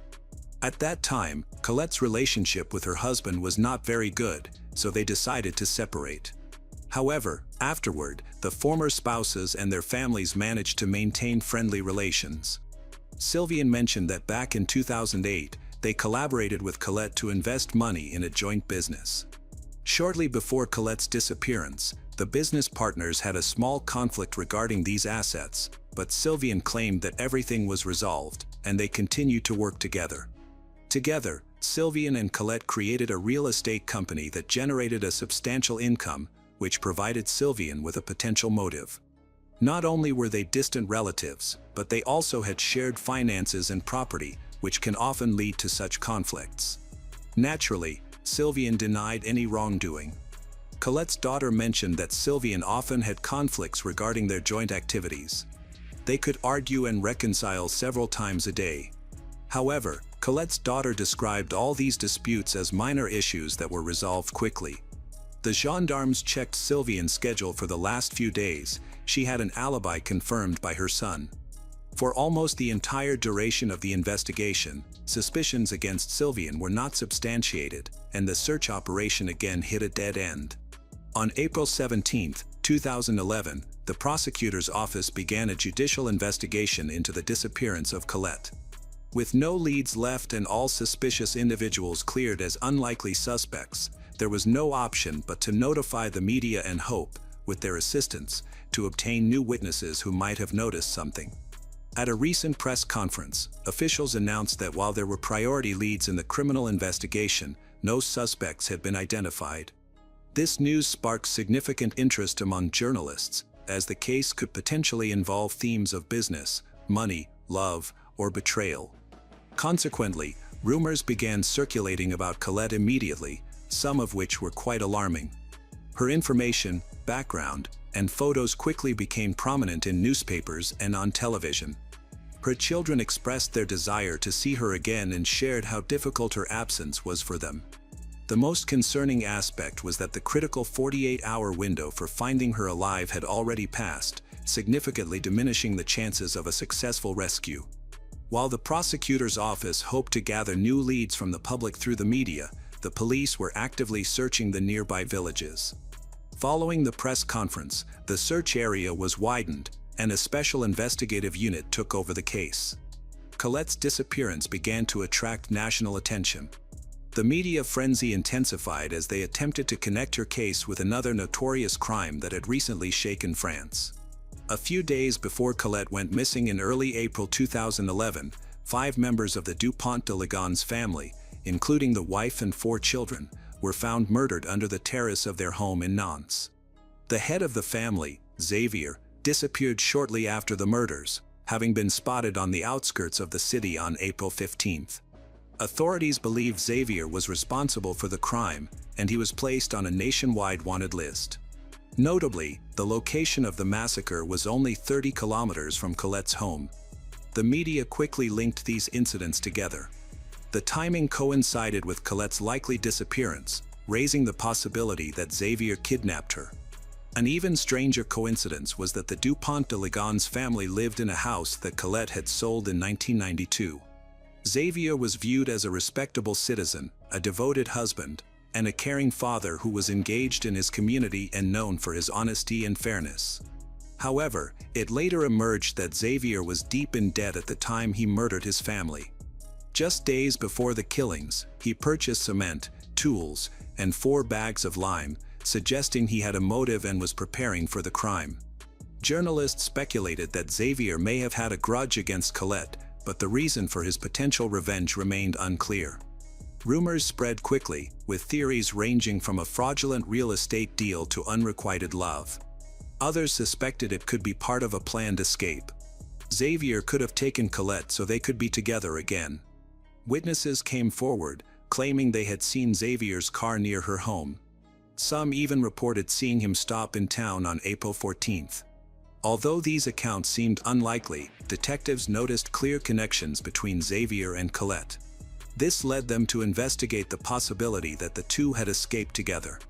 Consequently, Colette shifted from being seen as a victim to potentially being viewed as an accomplice in crimes that might have involved Xavier's family. However, friends and family of Colette quickly disputed this theory, asserting that she was not capable of cruelty. As detectives explored new leads that emerged almost daily, they became convinced that there was no romantic or conspiratorial link between Xavier and Colette. They began to feel that the similarities between Xavier and Colette were merely coincidental or tragic coincidences. To definitively eliminate this theory, they decided to examine both Xavier's and Colette's mobile phones. They encountered a challenge. Xavier's phone could not be tracked, and there were no calls or messages from Colette's phone to his. After their investigation, they found no evidence of any contact between the two after the sale of the house. Although the theory regarding Xavier was intriguing, it ultimately consumed valuable police time and resources. 3 weeks after Colette's disappearance, any possible link to Xavier was dismissed. Xavier himself was never found, leaving the French police at an impasse. The case has reached a dead end and will not make any progress until at least May 15, 2011. On this day, about 30 kilometers from Lorgues, 2 tourists were returning from a forest hike and taking photos. While using a remote path to capture some scenic shots, they were hit by a strong, unpleasant smell coming from the side of the path. One of the tourists decided to investigate the source of the odor. As the woman approached a pile of stones, the smell intensified and became unbearable. When she moved one of the stones, she discovered a leg protruding from beneath the rocks. The tourists quickly called the police. Within minutes, gendarmes arrived at the location and found the body of a woman in an advanced state of decomposition, making it difficult to determine her gender. Only her clothing provided a clue. The police attempted to identify the victim but were initially unsuccessful. They took photographs of her clothes, accessories, and jewelry, which were then shown to the families of various women who had gone missing in the area. Among those families were the children of Colette. Her daughter and son recognized their mother based on what she was wearing. Although the gendarmes believed they had identified Colette a month after her disappearance, they chose to wait for more conclusive evidence. DNA analysis was necessary to confirm family ties, as appearance alone could not provide definitive proof. Ultimately, the examination verified the police's suspicions. The body was indeed identified as Colette Durand. On May 17, 2011, an autopsy was conducted on the body that had been found at the Forensic Medical Institute. Unfortunately, the condition of the remains was so poor that the exact cause of death could not be determined. The forensic expert did confirm that Colette had not been abused before her death, but it did not help the police make much progress in the case. As a result, the investigation into her disappearance shifted focus to a murder investigation. On June 9, 2011, Colette's body was buried. Law enforcement officers attended the funeral, knowing that criminals sometimes show up at such events to witness the impact of their actions. Some may seek to relive their emotions, while others might derive satisfaction from seeing the grief of the victim's family. Several officers remained in vehicles, while others blended in with the attendees, discreetly observing the proceedings. During this time, the police noted that Sylvian, Colette's business partner and sister-in-law, was missing from the funeral. Although Sylvian and Colette were close, Sylvian's absence raised suspicions. This concern increased a few days later when Sylvian attempted to end her life. Although she survived with minor injuries and poisoning, her actions were alarming. When the police arrived after a call from Sylvian's neighbor, they found Sylvian lying on her couch at home. She was unable to fully express herself, so she was taken to a medical center for assistance. However, the officers did not leave empty-handed. They discovered a lengthy letter addressed to her son, David Perel, which was several pages long. While the letter did not contain explicit confessions regarding her actions concerning Colette, the detectives interpreted it as a potential admission of guilt prior to her death. The police decided to speak with David, and he provided new insights into the troubled relationship between Sylvian and Colette. He believed that shortly before Colette's death, she and Sylvian had experienced a serious conflict related to their shared business. Intrigued, the detectives asked David to recount his activities on April 14th. He described the daytime as uneventful, but his account of the evening was much more compelling. On April 14th, at around 10 p.m., Sylvian asked David to drive her to Colette's house to discuss some important business matters. Her own car was broken, so she turned to him for help. However, on their way, his car also broke down a few kilometers from home. Despite the rain, they decided to walk back instead. He took the car battery with them, and together they returned in an attempt to fix the car. On the night Colette disappeared, this mother and son spent hours in the rain attempting to repair a car left outside the city. The gendarmes suspected that David was trying to create a questionable alibi to explain his absence from home. This suspicion was further fueled by Sylvian's initial statement to the detectives, in which she claimed she had spent the previous days at home.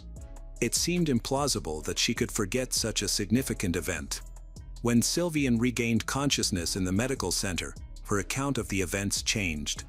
Her new story mirrored what her son had previously told, including all the important details. The gendarmes decided to investigate her claims. They found that on the night of April 14th to 15th, there was no rain in the area.